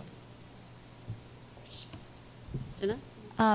So I love the idea of being able to react to the thought exchange, because we've had the question about what have we learned from this pandemic that we should keep in our school system, and there's the obvious technology and flexibility and everything, and I find it interesting. For me, coming to the end of my time on the board, I feel like one thing I was really learning about the whole time was social-emotional learning through Dr. Szilagyi, and realizing more about how that's behind everything we do. And I didn't think about that explicitly when my kids were going through school. So I feel like that's been a big push for the last 4 years that I've been part of this. And if I look back on it, I feel like going through the pandemic has been a great big community exercise in social emotional learning. And we are now trying to teach all of the adults the things we've been teaching our children. And we were getting reports on trauma-informed practices, so you need to understand who the child is and what's going on in their life in order to be able to connect with them and in order to be able to teach them. And so I'm hoping that our whole community is taking from this, that we need to apply this to the entire community, to everybody. And I would hope that as we're reconnecting with our community and rebuilding bridges that seem to have been broken over time, or over this past year, that we can learn that we should be thinking the same way, which is, and with the big lesson being, we need to learn to extend grace to everybody. That there's nothing like COVID to teach you that you have no idea what anybody else's situation might be, because this whole pandemic has affected people financially. It's hit people with housing issues. It has hit people with social and emotional problems. That it has hit people medically with, you don't know what's going on with the disease itself. And so I love the idea of us all learning that we need to extend grace to the teachers who have been working crazy, probably the most challenging year of most of their careers this year. Grace to the people in the background in the administration who are trying to put these programs together and trying to figure out what's right with all of the moving parts. Grace to the parents who are so frustrated and tired because I know it's been grueling to lead their kids through this and all this. And grace to these poor kids who are learning to pivot with each move and everything else is thrown at them. So it's been a hard year, but I hope that we can also look back on it and take some of those lessons and maybe realize going forward that we've learned from that. So in terms of the community engagement piece, I'm big on communication always, and my bottom line is just I think we should always assume that our community is interested in everything that we're doing, in things you would have no idea they'd have any interest in, so that it's not just information going to the people you think need it. Something as simple as, is our district having graduation for our seniors this year? I want to assume that the entire community, whether they have kids in school, they have no connection to the schools, if someone's asking you as you're talking to friends and family across the country, so what's going on in your district? How are you dealing with this during a time of COVID? Is your district doing graduation? There might be someone who hasn't had someone in the school for a decade. I bet they're interested and they would want to be able to share with their friends and family far and wide. Yeah, we're doing outdoor graduations in our football stadiums. So that information, again, should be a one-click find on our district website so that people can see and be proud of their community. Maybe that will help us build some bridges too, if people who aren't connected to us can be proud of how we've weathered this whole thing. So I also love, I keep saying this one-click find. I'm not good. I'm not the tech person, and I'm not good at searching for things on the internet, but I love the updates that come out after we've had a board meeting saying, you know, the board met and here are the highlights. But I'd love it if even people who don't get those emails could, you know, quickly go and see, you know, what's the COVID plan right now? What's, you know, what's happening for our kids this summer? What is, you know, and I think a lot of community members want to know, are our kids going back to school in the fall? Are our kids, meaning our community kids, even if they don't have any kids? People want to know that. So also, I know like these reports are great if you can find your way to a board meeting agenda and you can click and you can get access to the reports we saw.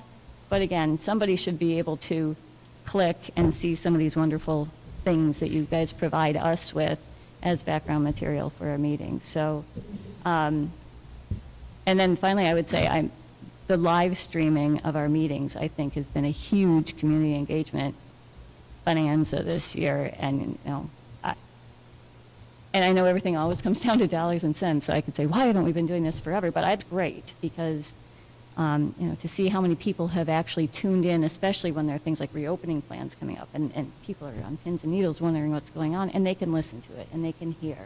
And I hope that can feed into the whole grace thing. If people want to know how the board or the administration come to their decisions, and we let them know they have the option to listen to the conversations, that might be helpful too. So, yeah. But I love everything you're doing.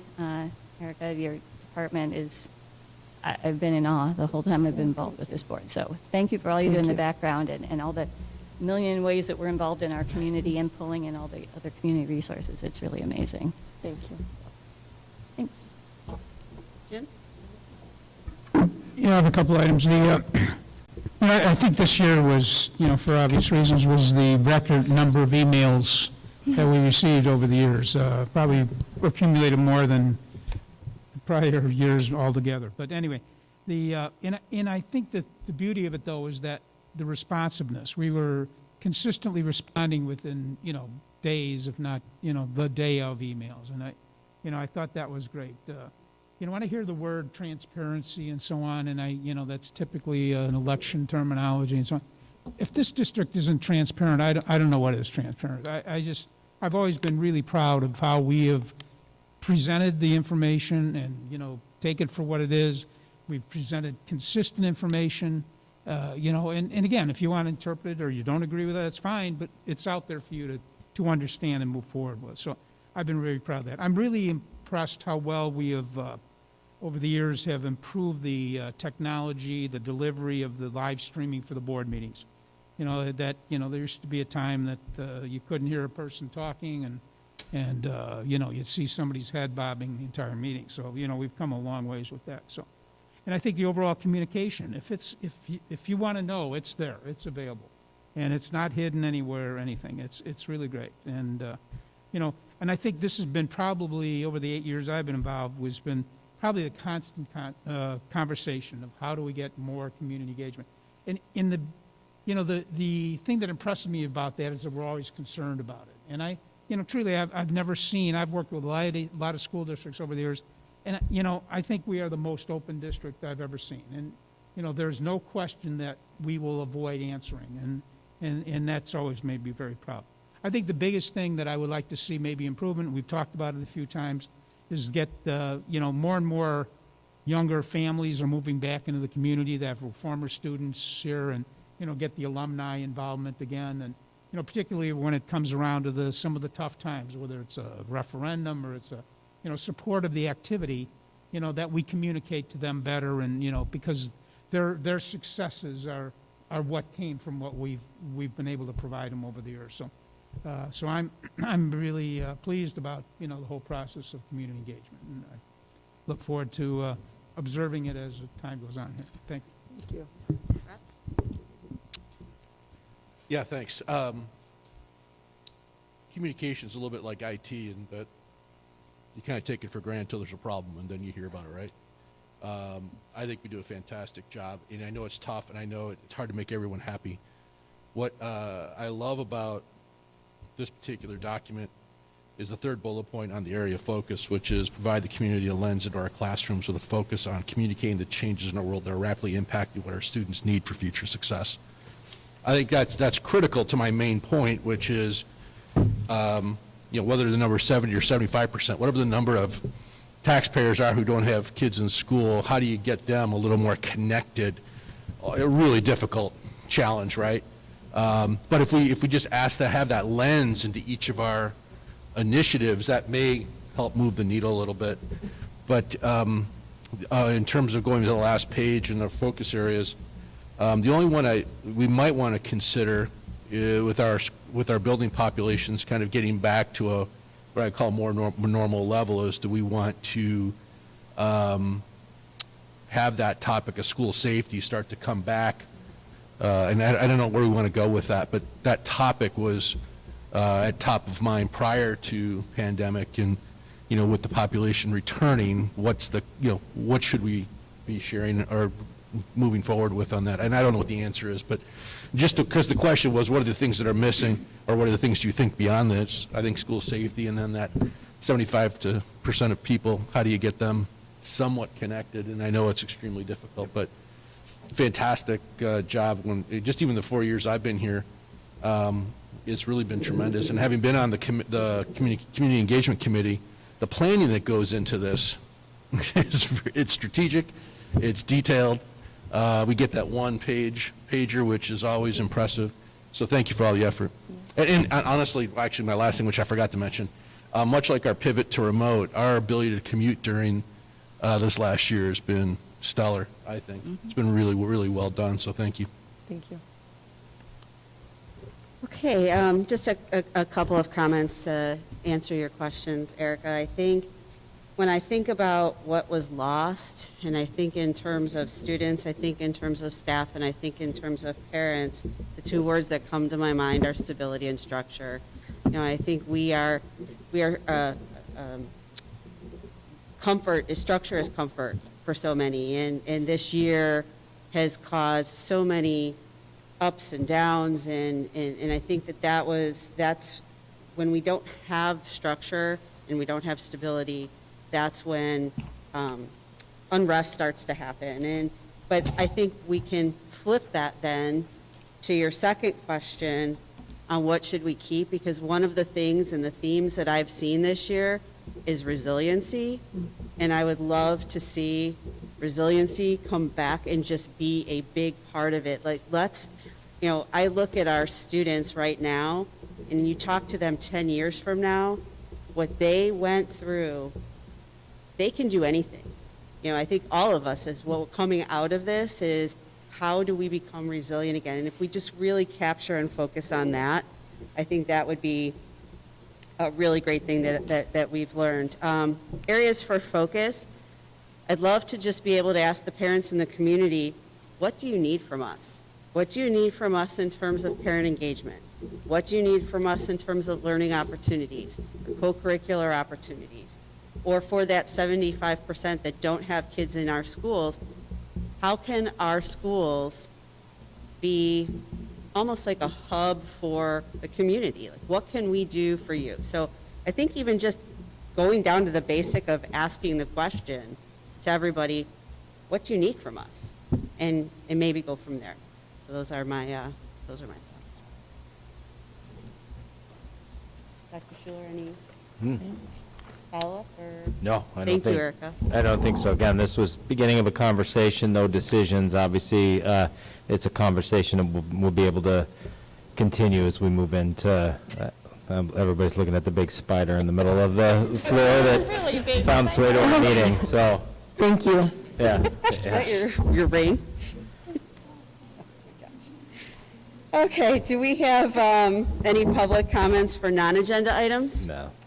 Okay, so for closed session, move to adjourn to closed session for the purpose of discussing the appointment, employment, compensation, discipline, performance, or dismissal of specific employees, specific individuals who serve as independent contractors in a park, recreational, or educational setting, or specific volunteers of the public body or legal counsel for the public body, including hearing testimony on a complaint lodged against an employee, a specific individual who serves as an independent contractor in a park, recreational, or educational setting, or a volunteer of the public body, or against legal counsel for the public body to determine its validity, 5 ILCS 120/2C1.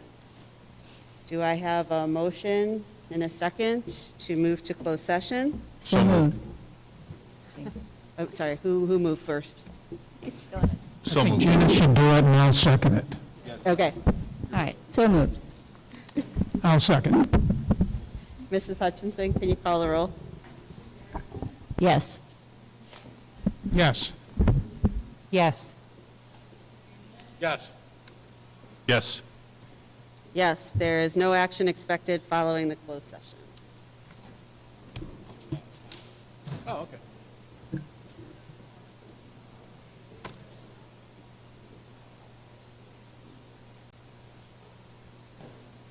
Yeah.